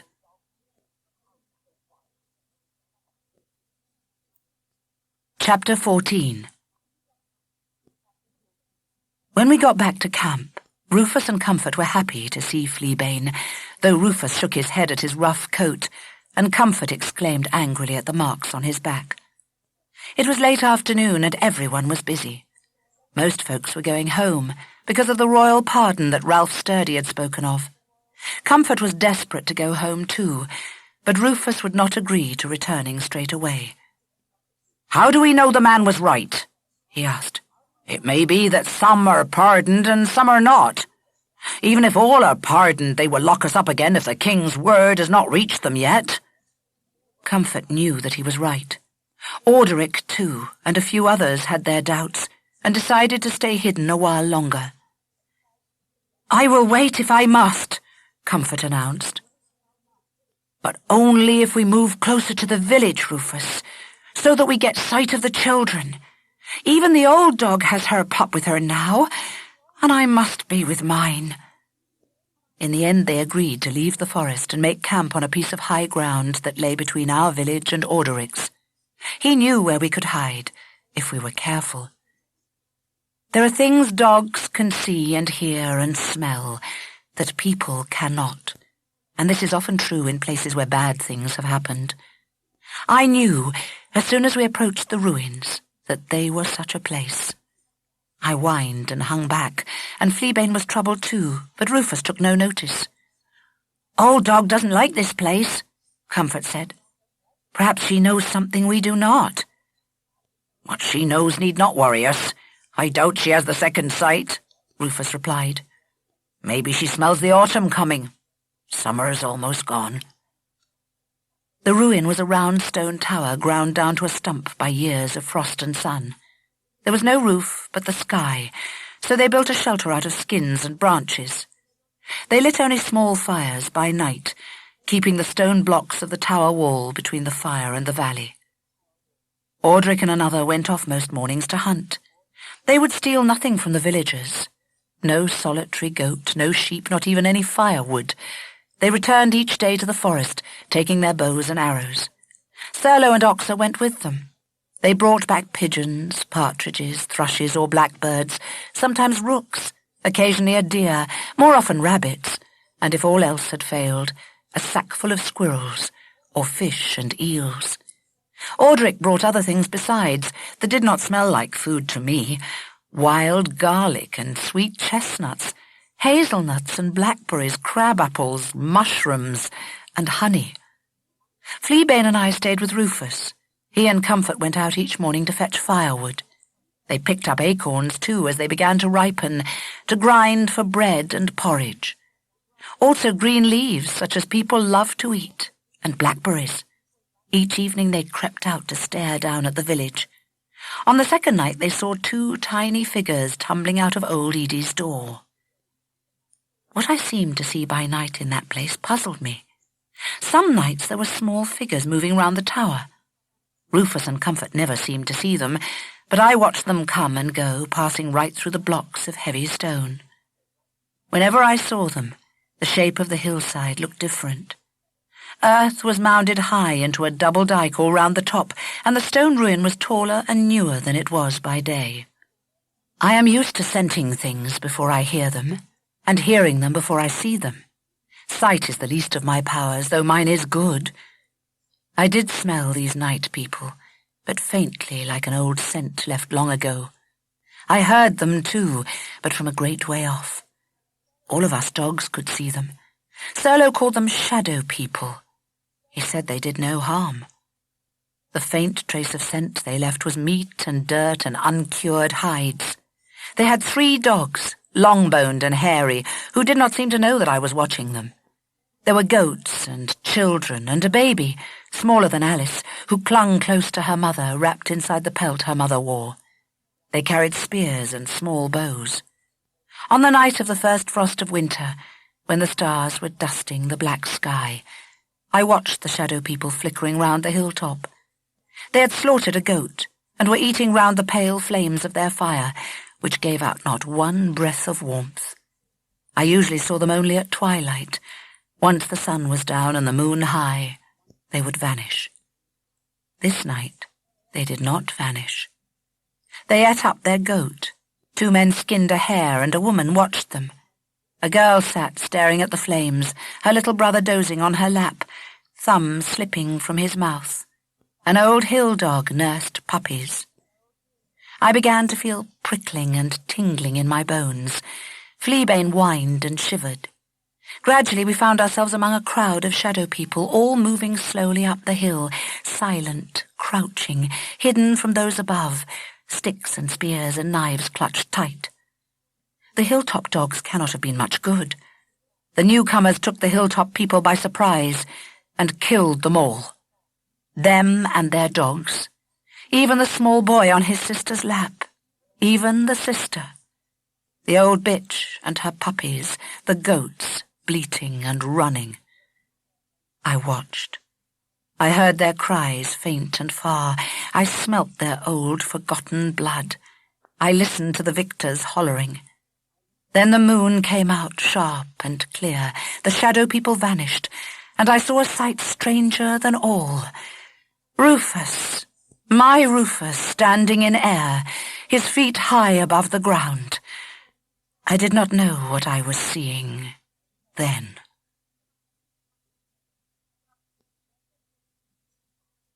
Chapter 15. A few days later, the camp on the hill broke up. Serlo went back to the wildwood.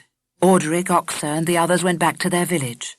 Rufus, Comfort, Fleabane, and I crept down to Edie's house on the edge of ours.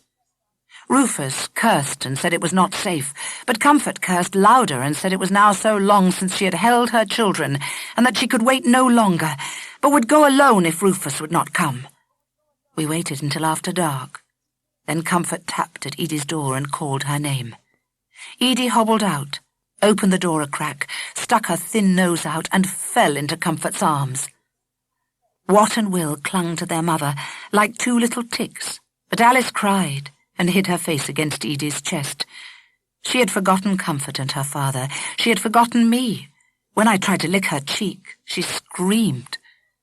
Edie said that news of the king's pardon had come to the village 10 days since. "We could have come down earlier," Comfort scolded Rufus, "if you had not been so afraid." Now that she held her children safely in her arms, she turned her fear loose against him. "The priest gave it out in church last Sunday," Edie said. "A royal pardon for all sinners who played a part in the wicked rebellion against our blessed King Richard. Told us we must beg God for forgiveness if we had helped or harboured any sinful rebels, and thank him for the king's great mercy. Told us God would sit in judgment over rebels, said they will surely suffer great misery when the horrible pit of hell opens up. Numbers of devils, he said, would appear to drag them to the torture and burning of hellfire." Edie's voice shook. Rufus sighed and said nothing. "Well then," Comfort said quietly, "there's an end to it." She sat facing Edie's small fire with Alice, who had decided her mother was not after all to be feared, leaning back in her lap. Wat and Will sat at her feet, one small back resting against each of her knees. One hand held Alice, the other reached and stroked, right and left, the tangled, matted hair of her two sons. I pushed my nose into Rufus's hand and whined. Rufus was safety to me, and food and justice and all good things.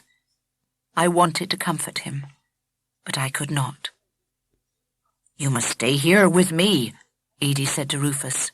"Willcudweed has given your house to his son Lupus. He says you owe him money." "Then I will go to the great house," Rufus said, "and ask for it back, for I owe him nothing." Edie sighed. "Great house will listen to what Miller Cudweed says. They'll not take your word against his. He says if the debt is not paid by Michaelmas, your house will be forfeit for good. He was sure you'd not come back. He said you would have been hanged in London town if there was any justice in the land." "What did Willcudweed ever know of justice?" Rufus asked bitterly. Edie shook her head. "I told him the king gave us a promise along with his royal pardon, promising an end to serfdom, Rufus. He laughed at me. 'When pigs fly,' he said, 'a serf's a serf and ever shall be, same as I'm a miller.' That's what he said, Rufus." There was little enough food in Edie's house, and no money to buy more. Half a crock of flour, the end of a sack of dried peas, 6 hens, but no pig, and no planting till spring, and precious little harvest before summer. What could Rufus do but take me off into the woods to steal once more from the same king who had forgiven him? Fleabane had already taken himself off to visit Swart's farm, where he hoped for richer pickings. I let him go. He has grown up and feeds himself. He was a fine puppy. He's a fine dog now. I'm proud of him. It was a cruel winter, but we lived through it. Edie did not. She must have given her own share of food to keep the children fed. She was bone thin when we came back, a bundle of twigs held together round the middle with twine. Deep in under her wiry eyebrows, her old eyes shone with fever, and her hands shook constantly. The first blast of the east wind carried her off. Rufus took what few things she left in her house because she had no kin, and the priest buried her in exchange for them. Comfort wanted a mass sung for her, remembering how the old woman had feared the priest's talk of hellfire, but there was not the money to pay for it. When February was gone, and March rain had fed the green growth everywhere, and April promised joy and new life as it does each year, we breathed deep of the soft air, and went to the fields happy every sunrise. Comfort patted her belly and smiled at Rufus. She had given up hope of getting her own home back and set about improving Edie's. 3 days out of every 7 all the summer, Rufus and Comfort worked on Great House land, just as they had before the rebellion. The bailiff checked their work and criticised and complained, just as he always had done. The lord of the Great House taxed and fined any he could, just as he always had. And the priest damned those few who still dared to complain. Nothing had changed. But Rufus held fast to the royal pardon. "The royal pardon stands," he would murmur, ashamed, because he and men like him had not, after all, changed the world. "King Richard lets us live, who could have taken all our lives."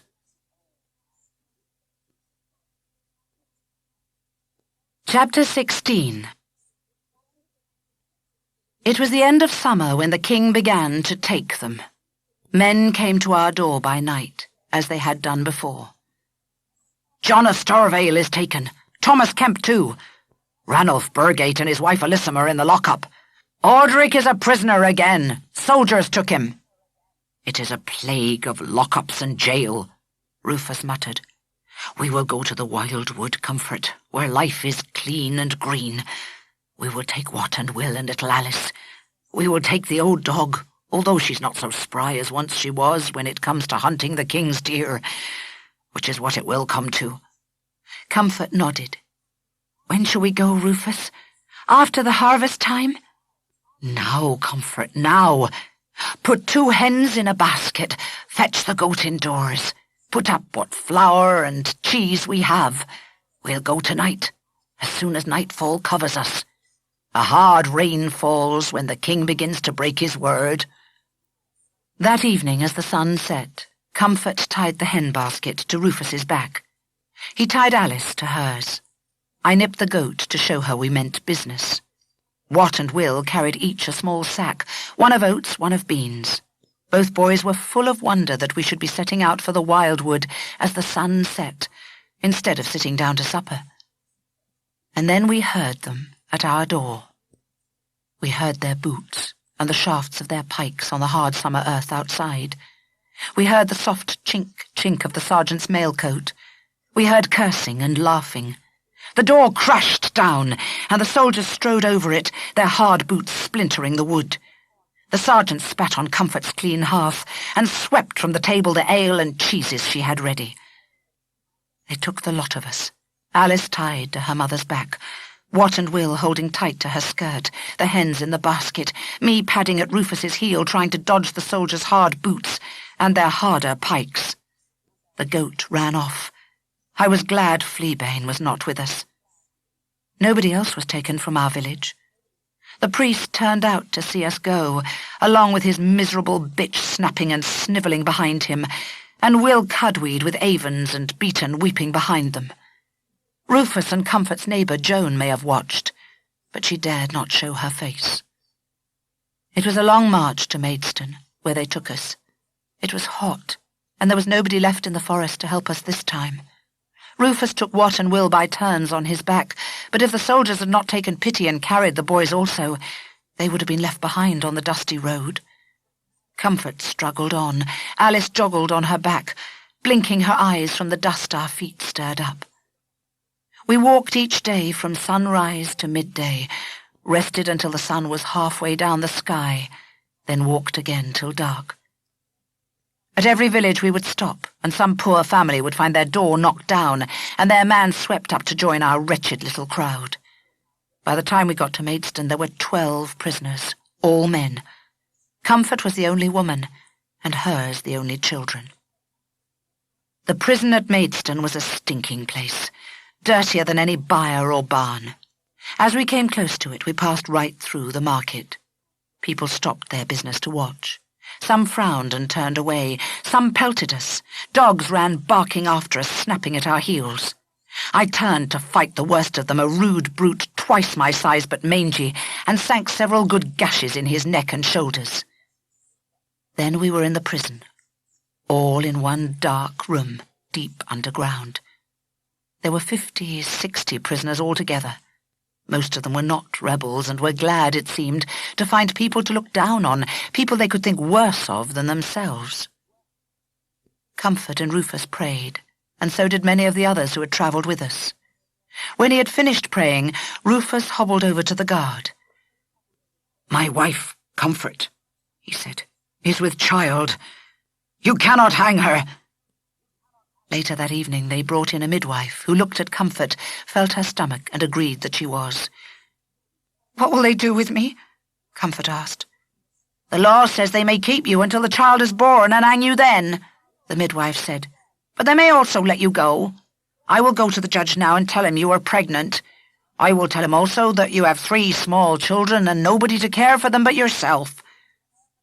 "If that does not help, will you keep the children for me?" Comfort asked. The midwife shook her head. "Some poor woman begs that of me every week. I cannot. But I will see them safe, I promise you. The priory will take your daughter, and the monastery will take your boys. I will not leave them here, I promise you." "Take them early if they have to go," Comfort said. "Church takes all, in the end. I will come in the morning." Comfort and Rufus spoke quietly, and lay down together with their children between them in the dirty straw. I lay at their feet. All through the night Comfort and Rufus prayed, and talked, and wept. They had only just begun to sleep when the midwife returned. "They've taken pity on you, so they say," she told Comfort. "More likely they fear the crowd might turn against them if they keep you and hang you later. They do not want the people's pity stirred up for you rebels. They'll tell the crowd they're letting you go free because you have 3 children. It'll make them seem merciful." "Rufus? He must hang." "When do they come for us?" "They come now." The iron grille was opened. Our little crowd were pulled out, and it shut behind us. We were hurried up the stone stairway and out into the courtyard. The judge clattered in on a horse, slid off and sat down at a table servants had set up. He was dressed in fine red robes. The trial did not take long. Somebody read a proclamation. The bishop blessed the proceedings and thanked God for the defeat of wickedness. Comfort's chains were struck off her ankles, and the others were led out into the market square. Comfort had time only to touch Rufus's hand as he was led away. She could not see nor speak for tears, but she did not cry out. The scaffold was already set up in the square. The crowd gathered below. The midwife fought her way through the people and took the children from Comfort, so that they should not see their father die. She tried to take Comfort away too, but Comfort would not go. She stood still in the crowd until it was over. I held close to Comfort, pushing my nose into her hand, pressing my warmth against her legs, telling her I was there. She did not notice me. She watched Rufus with a look so intent, so tightly drawn, that you might have walked down the beam of her gaze. Rufus looked back at her until the last. His lips were moving, but we could not hear what he said. Comfort knew, though, without hearing. When Adam dug and Eve span, who was then a gentleman? She said it with him quietly. He died very quickly, being an old man and tired. Afterwards the midwife came back for us. She fed us and cared for us until Comfort was ready for the long walk home. She found time for my sorrow, too. She would lay her hand on my head and smile at me and call me Comfort's good and faithful friend.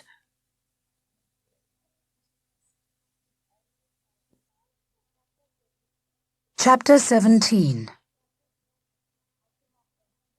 I could not bear home without Rufus. Once I had seen Comfort safely in at Edie's door with the boys and Alice by her, I turned and ran. I did not know where I wanted to be, only that I could not be indoors with Rufus gone. I ran out across the great field and up over the hill to where Fleabane and I had made a den so long ago. I crept in under the rock and nosed the patch of ash where Fleabane used to sleep. A faint trace of him hung there, and I laid my face down on the ash and closed my eyes and dreamed. I dreamed of when I was a puppy, and Rufus would carry me tucked into a fold of cloth above his belt. He used to feed me bread and milk when I was little, sometimes even an egg. Comfort used to scold him, but he always laughed. He knew she didn't mean it. I dreamt of hunting, and the joy of finding the first hint of game, and the excitement of following a trail with Rufus behind me, watching my ears and tail to see what I was after. He used to praise me for waiting till he had his arrow ready, and gentle me when I brought him the game. On a good hunt, we were two halves of the same beast. I dreamt of how the house felt before the troubles came, when Alice was a baby, when Rufus was old already, but content, and Comfort loved him, and they slept together on a pallet stuffed with heather, and I at their feet and Alice beside us. I'd wake at night and pad across the earth floor to her cradle and look down at her to be sure that she was safe. Sometimes Rufus would wake and see me there and smile. He would cuff the boys, but gently if they pulled my tail or hurt my ears, and tell them they must treat me well, or else I'd never teach them how to hunt. He would set Alice on my back, and Comfort would shake her head at him, and he would boast I was the gentlest dog in Christendom.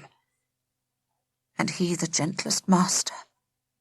I woke alone and sorrowful, and scraped out from under the rock, and sat up on top of it with the cold stone sharp against my pads. The world felt large and empty. Neither the sky above, nor the river, loud in the valley below, nor the wide, high dark above, offered any trace of Rufus. He was gone.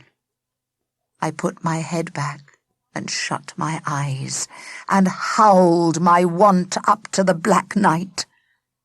I had seen him, standing on air among the shadow people. I had seen him tread the air again in Maidstone marketplace upon the scaffold. I knew that I would not see him again. I got down from the rock and said goodbye to Fleabane's puppy scent inside the den, and turned my back on the valley and the village, on fire and bed and bone, on love and comfort and belonging.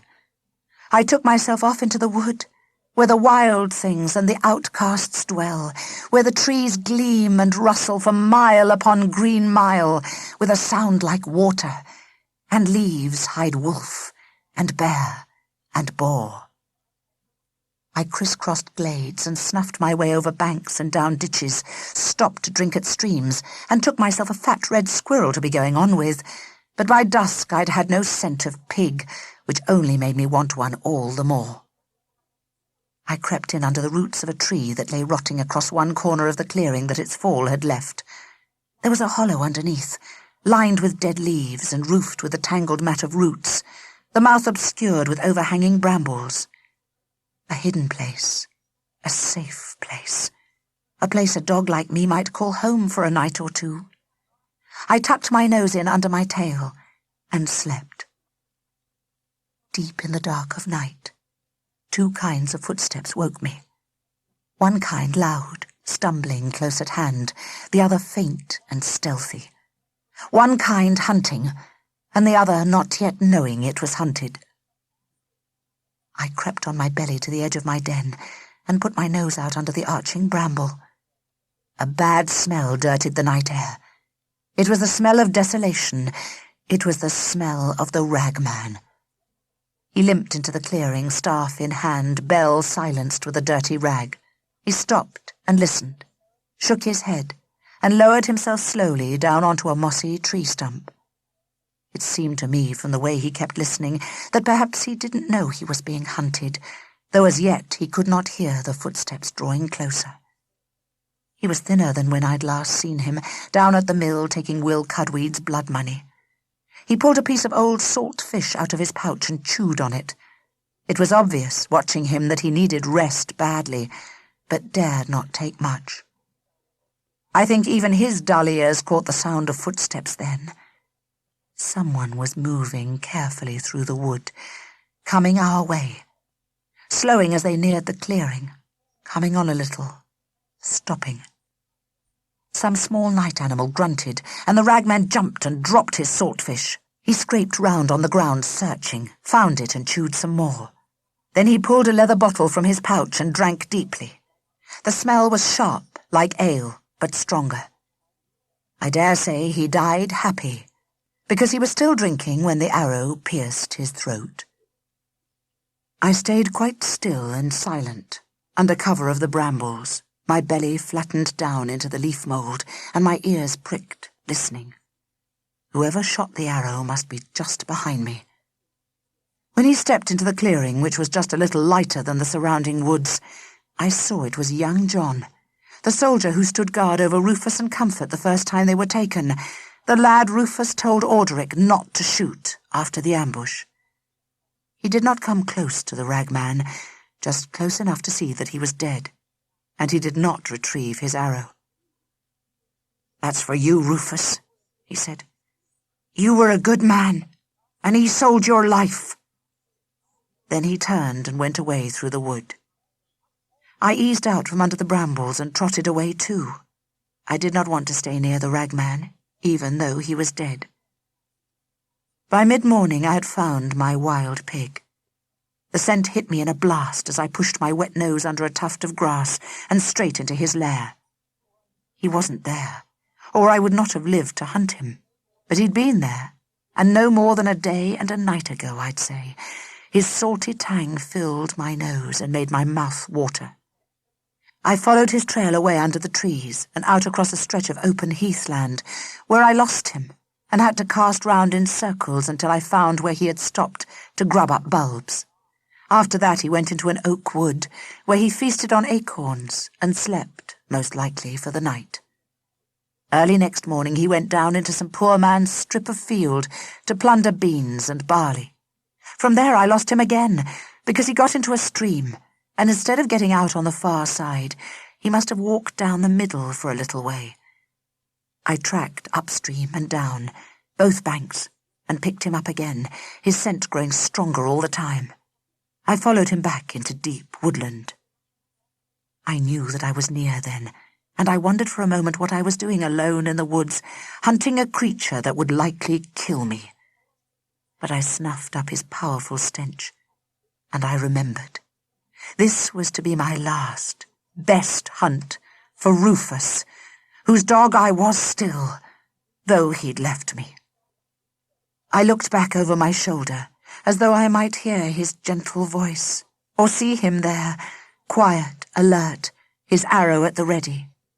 But all I saw were the grey boles of the trees, stretching back and back, and all I heard was the rustle of leaf on leaf on leaf. Rufus was gone. I put my head down and ran in.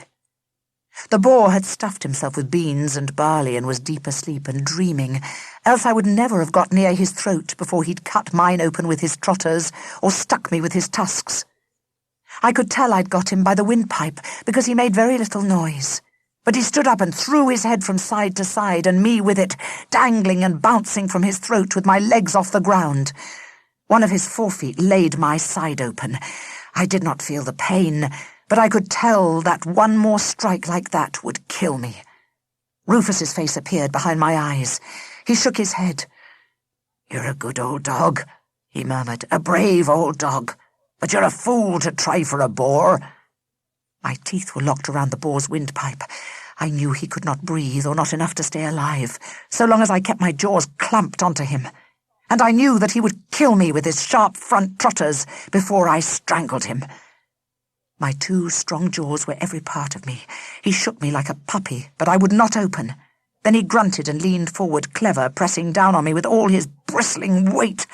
I felt one of my ribs go, and the air rushing out of my lungs and a shrill noise in my head, and I couldn't see or breathe at all, so that all I knew was the stench of him and the power and the anger and the weight and the coarse grey bristles. And then, just this side of nothing, I smelt dog. Something in the pig changed. He lurched away from me, and I rolled out from under him, and as the air rushed back into my lungs, I saw his yellow tusk close by my eye, and his raging pig eye glaring into mine, astonished, staring for one more second as the smell of his blood blotted out the smell of my own. Serlo was there, and he had bitten deep where the blood flowed in the pig's neck, and let it out onto the grass, and with it the pig's life.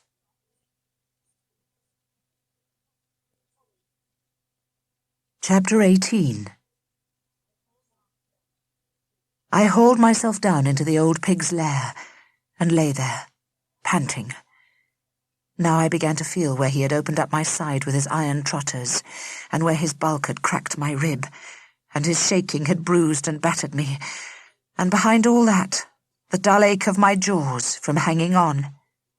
Serlo lay down beside me and began to work on my wounds. He cleaned them thoroughly before he let me sleep. We were not short of meat for many days, and water wasn't far to find.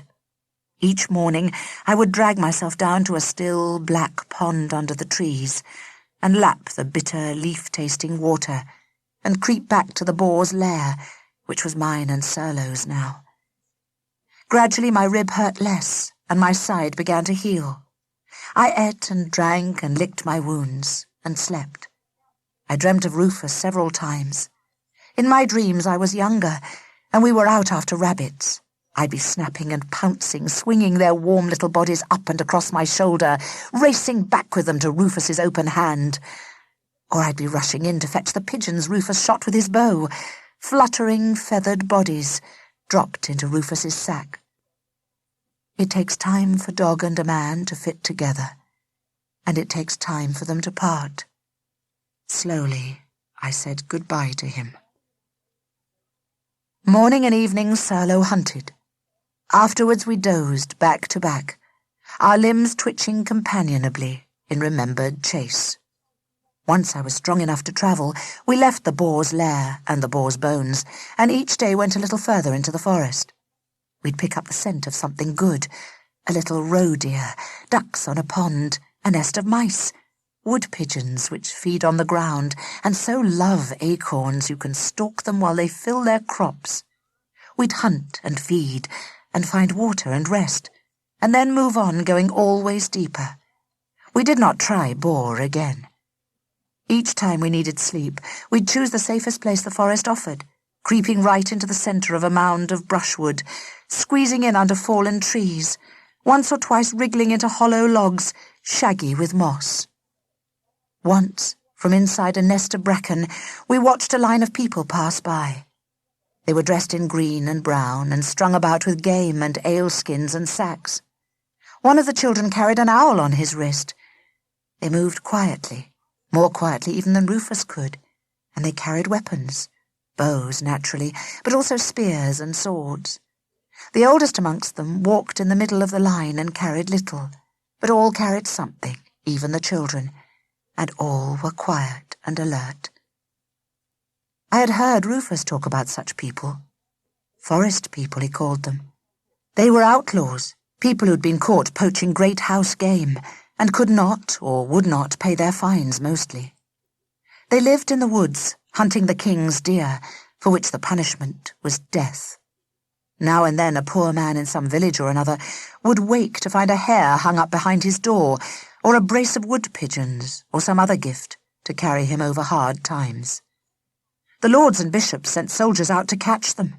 They'd catch some and hang some, but they could never rule the forest as they ruled the farmlands, and they knew it. Serlo and I watched as the people passed. They did not see us, but their dogs knew we were there. One or two snapped and snarled at us, but we lay still, and they left us alone. Time passed, and I could feel the season changing. Sap drained from wood down into earth, leaves crisped and yellowed. Sharp brown bracken spiked us if we were careless. In the mornings the air was cool and damp. At night mist hung over stream beds. Soon the frost would come, and after that the snow. Slowly, because I was still weak, Serlo took us deeper into the woods, beyond where any people roamed, towards his winter quarters. When we reached the place, I understood why he had thought it worth the journey. There was a narrow stream, and above it a hilltop. Halfway up, a knuckled rocky outcrop lifted clear above a golden sea of beech and birch. Brambles and holly and dagger-sharp butcher's broom guarded the rocks, which leaned against each other like the ruins of a house. Great slabs of stone, each with its own green pelt of moss and fern and lichen, jumbled one against the other. Hauling ourselves up this giant staircase, we came to an opening into the hill. Serlo sniffed around the entrance and trotted through. I followed. Set back down a narrow entranceway, with rock on all sides and sand under pad, was a hidden place. A warm, dry cave, private, sheltered, roofed in rock, buried in the hillside, from which we could look out and see for miles across the rolling woodland. Serlo's first breath had been drawn inside that cave. His first spring sunshine shone in through that rocky doorway. His first hunt started there. Generations of forest dogs had lived, and some had died, in the warm shelter of those rocks. People from time to time had hidden there and left their traces. A bone, a rag, an arrowhead. Bears for a while had taken it from dogs and left the marks of their claws in the rock. Wolves had whelped there. For many seasons it had been Serlo's place. Now it was mine as well. We wintered well there. Gales stripped the dead leaves from the trees. Frost spiked the grass. Snow fell, filling hollows, rounding stumps, blurring and flattening the edges of everything, destroying scent, making the hunting hard. But between us, we never went hungry for long. Mornings we ran down the hillside to drink and then to hunt. At sunset we sat together on the topmost rock, looking out over the land, watching the light wane and the shadows wax. By night we lay back to back, sharing our warmth. We never saw the forest people, but once at dusk we saw a red light in the valley and a trail of wood smoke, and crept down to look. There was a little fire of twigs, and beside it, crouched on a log she'd rolled up close to the flames, a woman sat toasting toadstools on a stick. Her hair was dark red, and it straggled down below the leather belt that held her rags together. Her skin was brown, and she was thin and bony, but strong-looking, with no taint of sickness on her. Dangling from her belt were odds and ends of dried fungus, touchwood, sharp white-beaked skulls of birds and small animals, half a dozen snakeskins, some yellow ends of deer horn, a bunch of withered roots, and several leather pouches. Rufus would have called her a witch. A woman like her came to our house once when Comfort was sick. She gave Comfort dried leaves to chew and something sour to drink. Rufus paid her with 2 tallow candles, and she went away before it got light. Serlo and I watched her eat her supper of yellow toadstools.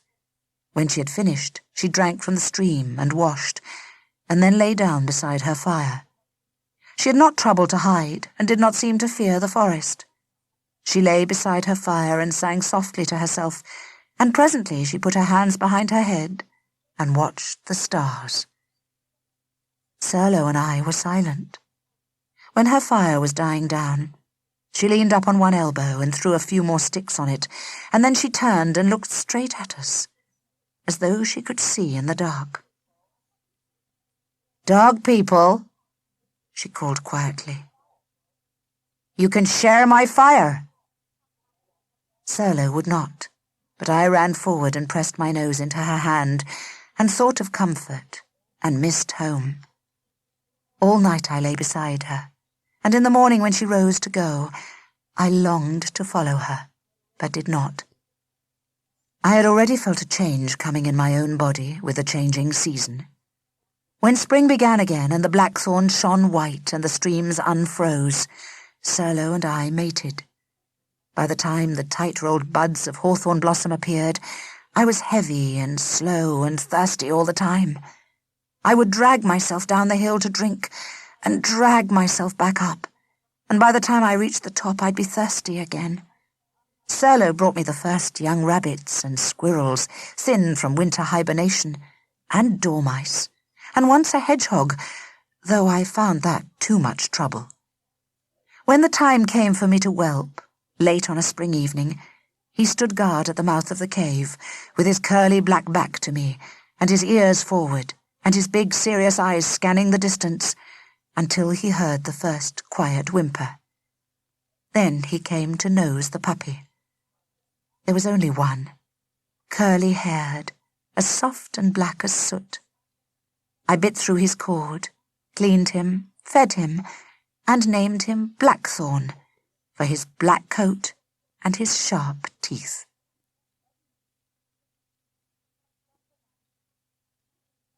Chapter 19. By the time Blackthorn had opened his eyes, serious eyes like his father's, and was ready to wobble out of the cave and down the hillside behind me, spring had turned to early summer, and the living was easy. That puppy was a natural hunter. He caught his first mouse when he was only 10 weeks old. It was followed by 2 fat squabs that had fallen from the nest and couldn't fly. Not long after that he nearly got caught himself. I thought he was with Serlo, and Serlo thought he was with me. When we realized neither of us had him, Serlo went off to nose along the banks of the stream, while I searched the beech woods where he'd found the squabs in case he'd gone back there looking for more. But he had not. I found him, crouched stock still beside a flat rock, his wet nose inches from the fat coils of an adder. Its forked tongue flicked up, then down. Its blank eyes stared right and left unwinking. They hunt by smell, not sight. It raised its head a little, tasting the warm scent of puppy, and Blackthorn drew back a fraction. The snake uncoiled just enough to keep him within striking distance. Blackthorn drew back again. The snake inched forward. Blackthorn whimpered. The snake hissed. Blackthorn began to tremble as those fixed eyes drew near. The forked tongue crept in and out, and the slow, fat coils shifted, slithering across the rock. Less of a dog would have run, but not far. I crept around the rock, slow as grass growing, quiet as leaves unfurling. The snake was watching Blackthorn. It did not see me. We were like 2 shadows moving, the snake and I, with Blackthorn still a stone between us. And all the time I moved, the snake moved too. I pulled back, drawing my weight down into my hindquarters. The snake drew back also, considering when to strike. Before it could do so, I leapt towards it, thumping the hard summer earth with my 4 paws, sending out such a storm of barking that Serlo heard me from beyond the stream and came bounding. The snake pulled back from Blackthorn and swung round to me. Serlo sent Blackthorn tumbling over and over on the grass, out of harm's way. The snake, seeing that the odds were against it now, poured itself down a crack in the rock and disappeared. Serlo and I had words with Blackthorn, several, about adders and their ways. Then we took him back to the cave and fed him on a young duck Serlo had taken from the stream bank. That summer was a hot one, but the cave was always cool. Once or twice, looking out at sunset across the treetops, with Blackthorn between us, Serlo and I saw smoke rising, and tasted the ashy wood smoke scent of forest fires on the air. Once we saw light flickering red, but it was far off, and it did not threaten us. Down in the valley the stream dried to a trickle. Second and even third hatchings of young birds left their nests. Fawns grew too big to take easily. Summer began to turn. Blackthorn no longer needed me, and I began to think of Comfort. On the morning that I left, I gave Blackthorn an extra good wash from head to tail and back again.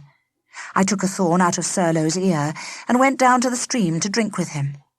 When he turned back to Blackthorn and the cave, I went on down into the woods.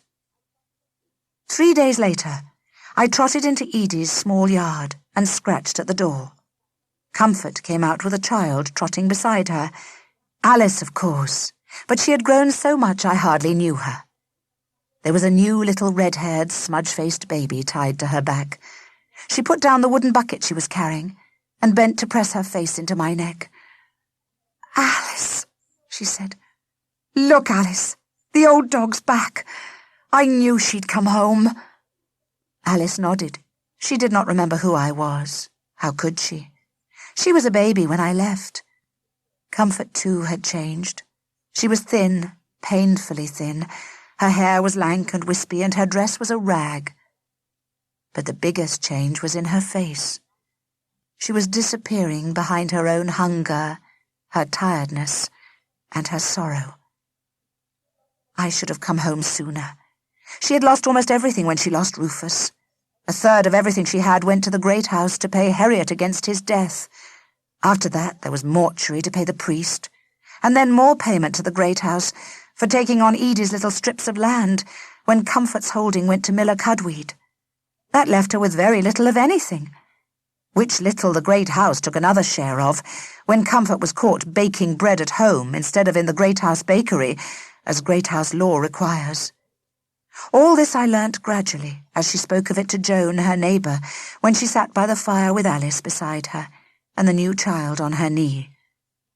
All that she might have managed, she told Joan, because the forest people helped her with gifts of fish and flesh. But the reeve caught her grinding corn at home in a handmill, and the fine for that offence is heavy. If it was not, who would use the great house mill? Comfort could not pay it. Willcudweed said he would, from the kindness of his heart, pay the fine for her. Meanwhile he would take her 2 boys to work for him, until such time as they had earned it out. That first night I stayed indoors with Comfort, curled at her feet, and Alice's, on Edie's old pallet. I nuzzled her cheek when she wept in her sleep, soothed Alice when she woke in the night from a dream. Early in the morning, before first light, I was out across the fields to the great house warren to catch a rabbit for their breakfast. They were famished, but they gave me my share. After breakfast we went up to the mill. Comfort went early every morning to catch a sight of her 2 boys before Cudweed was up. I dare say Beaton did what she could to protect her nephews from her husband's temper, but all the village knew that Beaton could not protect herself, let alone anybody else. Avens heard us in the yard and came snarling out at Comfort. He stopped short when he saw me, and I was glad to see that one of his ears was still ragged from my teeth. Wat and Will crept out of the storehouse where they slept. Comfort had saved them each a piece of rabbit. She told them to eat it quickly so as not to be caught with stolen meat. They would have anyway. They were starving. Wat limped from an injury to his foot, and Will was bruised about the face. They were grey with dirt and hunger, and they smelt like the ragman. Comfort embraced them both, holding them tight against her chest.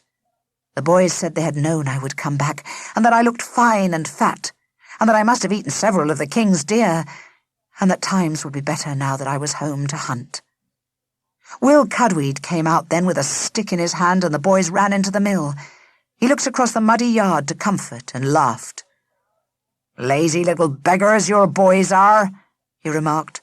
"Hardly worth my while to feed 'em." "And I see you hardly do," Comfort replied. Willcudweed frowned. "I see you've got my son's bitch whining round you," he said. "Lupus will want her back. You take her round to him. Do it today." He turned and went indoors. Comfort swore and shook her head. Alice reached up and tucked one hand into her mother's. "You'd best run on, old dog," Comfort said. "No sense in letting Lupus take you. You go on back to wherever you've been living. Looks like it suits you well enough." I did not go. How could I leave Comfort? Lupus came for me that evening with a rope in his hand and took me away. That night, back in the byre that had once belonged to Rufus, I howled and barked and howled again. Lupus came out and hit me for it, but I would not stop. A long howl answered from over the hill, swart maybe. I caught Fleabane's voice, and then another from over the next hill, and so on and around, up and down the valleys, back and forth, until all of them gave tongue with me to comfort suffering.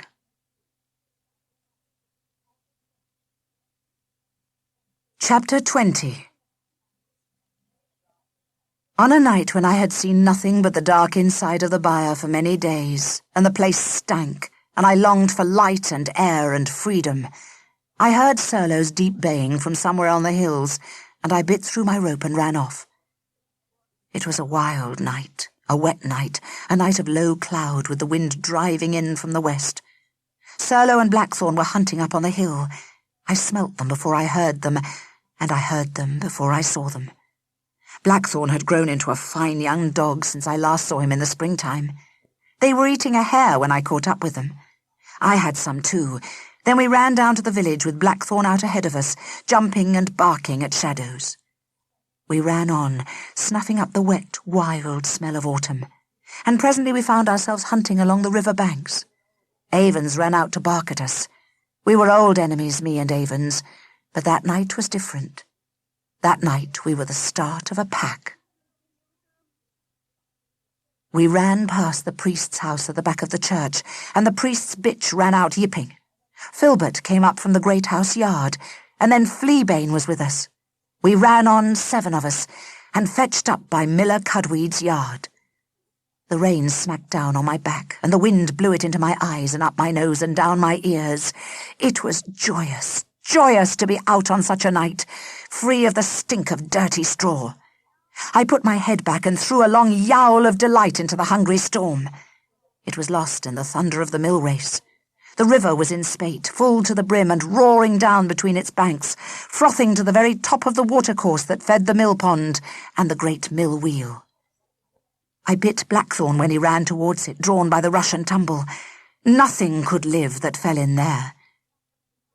The mill door opened, and Cudweed stumbled out, shaking his head. He looked as if he had been drinking, but it may have been the wind that made him stagger. He shambled across the muddy yard and fell in at the barn door. Next Wat and Will came stumbling out. Cudweed pointed to the floodgates on the sluice beside the mill pool, shouted something, then went back into the mill and shut the door behind him. Wat and Will were small boys, light at the best of times, and lighter by far since they had come to work for Cudweed. They bent double and held on tight to one another as they pushed across the yard, their bare feet slapping in the mud and puddles. Their faces, when the glow from the mill window lit them, were pale and frightened-looking. I licked their hands and tried to nose them back towards the barn. Wat pushed me away. "Leave us be, old dog!" he shouted above the noise of wind and water. "We have to do what Miller says. You can come in the barn with us when we've finished." I growled and stood my ground. Wat looked surprised. "Old dog's forgotten us," he hollered. Will shook his head. "Can't have." Wat turned towards the mill race, and I showed him my teeth. "She won't bite, Wat. She never bit." "She might bite. She's Lupus's dog now, Will." "She might and she might not. But Cudweed will beat us if we don't shift the sluice gate," Will yelled. He pushed me out of the way and tottered over towards the water's roar, pulling Wat behind him. I watched as they walked along the mill pond bank. Rufus had repaired that bank time out of mind with turves and clay. It looked silky smooth, slippery and slick, with the rain running off it. The water was almost up to the top, solid and hard like the inside of a flintstone. It seemed to arch a little, like the neck of Mullane, the great house horse. Wat and Will reached the sluice gates and bent over them. Cudweed came out and yelled at them to hurry. It was obvious that they had not the strength to shift the gates, but they dared not stop trying. Wat slipped once. Will caught him and jerked him back before the water took him. Cudweed shouted again and shook his stick. His cloak rose up like wings around his shoulders. His hood blew off and flew across the yard. It barely touched the surface of the water before it was sucked under. Wat and Will watched, terrified. They had not understood, till then, the power of the water that raced past their feet. There was a soft slither, and part of the bank beside them slid into the mill pool. They turned from the sluice gates and looked back at me. They knew they must get off the bank, but they dared not take a step. They leaned in towards one another, bent over in the wind. Will shut his eyes. The bank was breaking up on both sides of them now. They stood on a small headland with the black road of the water whirling past on either side. Rufus came to me then, as clear as anything, standing beside me, smiling down, his strong hand stretched to scratch behind my ear. I trotted over to the boys. Wat put his hand down to my neck. Will held tightly to his brother's shoulder and walked behind him, keeping his eyes shut. I kept mine on Serlo, who stood watching in the shadows. When we got back off the headland, Rufus was gone. Both boys crouched down to embrace me. Willcudweed flung himself towards us, bawling, his stick lifted high over his head. He brought it down once on my back, and lifted it again for Will. The next blow never fell. Serlo came round the corner of the barn, growling low down and murderous in his chest. Cudweed swung round to face him, with his back to the water. Serlo lowered his head, his black mane rose, and his lips curled back off his long, strong teeth. Cudweed began to back away. Serlo crept forward. Cudweed stepped back. Serlo came on, until by and by the breath of the river's rushing iron back raised the hair on the miller's neck, and the thunder of it must have roared inside his head, and he was forced to set his heel on the very lip of the mill race. He stopped there, caught. Serlo stopped too. He had forgotten all about the mill race. He thought only of Cudweed and the stick, and how to bring them both down to the ground and savage them. He settled back and gathered in the power of his muscles to spring. Cudweed saw it, stepped back, and vanished. Serlo checked his spring, confused and angry. We stared downstream. Beyond the mill race, something broke the surface of the torrent for a moment, spluttered, and was gone. High in the mill, Beaton's white face looked down.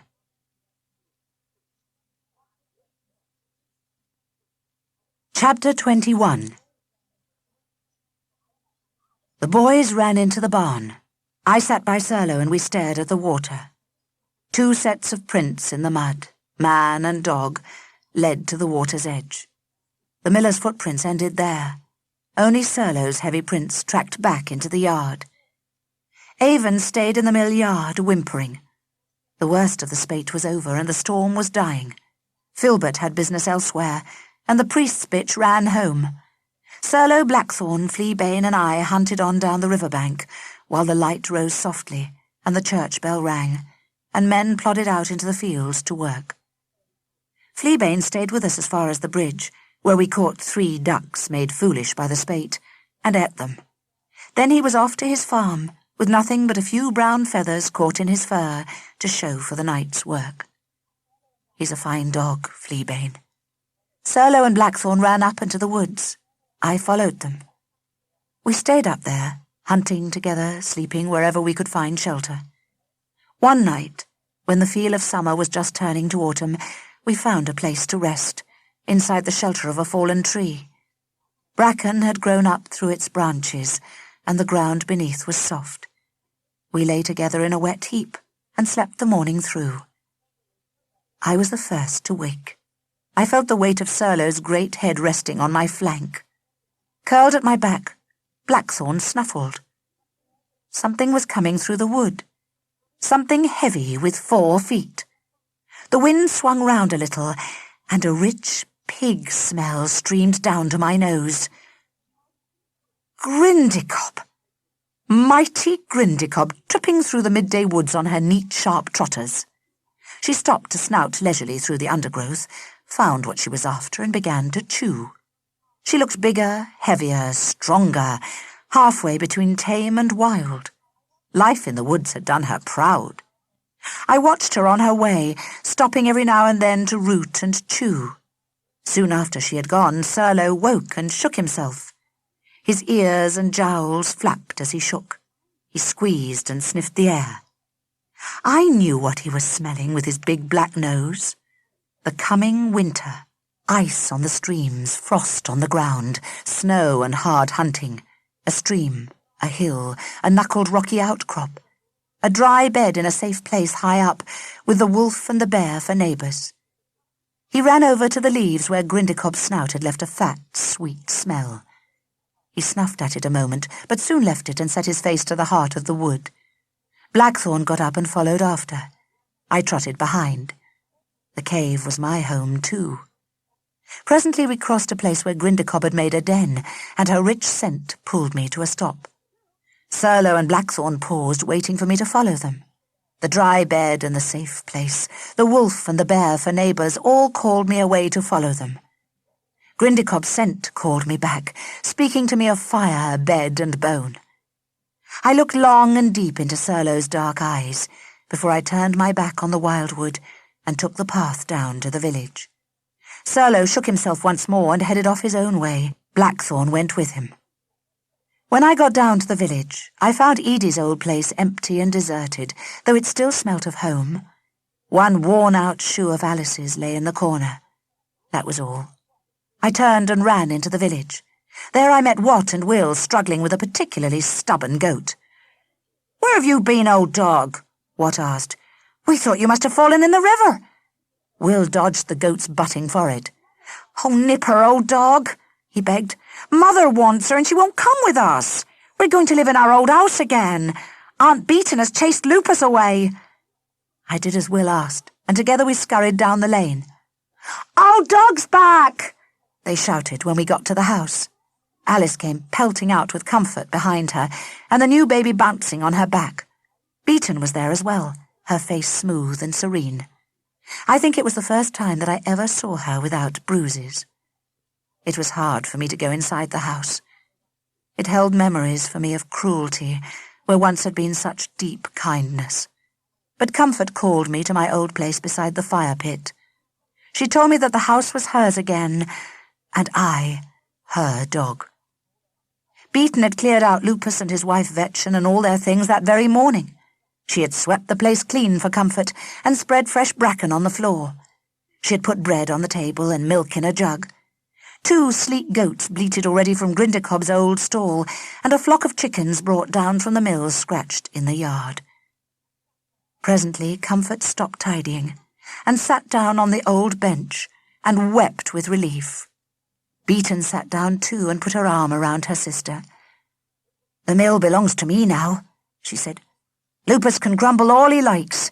I shall do as I please, and it pleases me to share my good luck with you. If the Lord of the Great House does not keep me in the mill, I shall live here with you. Will you let me?" Comfort smiled and nodded. "I have money enough for both of us, whatever happens now," Beaton promised. That winter was an easy one, the first Comfort had ever known. She had her children round her and food on the table every day. There was ale in the barrel and warm new clothes for everyone. Humble came back and took her place by the fire. Grindacob did not. The new baby thrived. She had wispy red hair that was just starting to thicken and shine. Comfort said Rufus's had been just that shade of fiery red before the years turned it to white. "The very colour that I saw when first I passed his door and saw him working in the garden," she would tell me, running her hand over the baby's smooth, round head. I wintered at home with Comfort. In the spring I made one more journey to the stony hill. Blackthorn had moved on. I hunted there with Serlo until I tired and dreamed of Comfort calling me, and left him. I felt old, older than anything when I got back home. I lay in the dusty yard and scratched my fleas and let my mind drift back over the years. White hairs grow in my yellow pelt, and my joints stiffen. My teeth are wearing down slowly, like the turning of the year. Each year at the end of the summer I think back, remembering all my children. Fleabane has come back from Swart's farm, but tonight he is not with me. I think he has some business with a young bitch in the village. The moon is hidden behind heavy rain clouds, and the night is dark and quiet.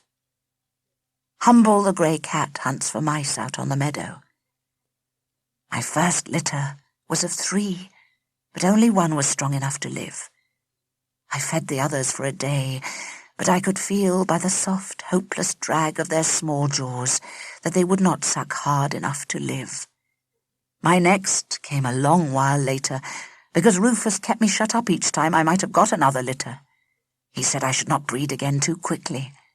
That way, he said, more of my puppies would thrive. There were 4 when they came, 1 daughter and 3 sons. Fine children, all of them, but quarrelsome, as I remember. Then came Squill, my small black son, and Parsnip, my yellow daughter, lost both to the wildcat, and 2-colour Fleabane, who is with me yet, and Blackthorn, Serlo's son. I lie out in the yard, listening to comfort. In my heart I hear messages from the past, messages of small, plump wrigglers and scrawny squabblers, wet-nosed nuzzlers, blind-eyed, wet-furred, helpless scraps. Some stay and grow and flourish, and some fade. It takes a lot of puppies to make one dog.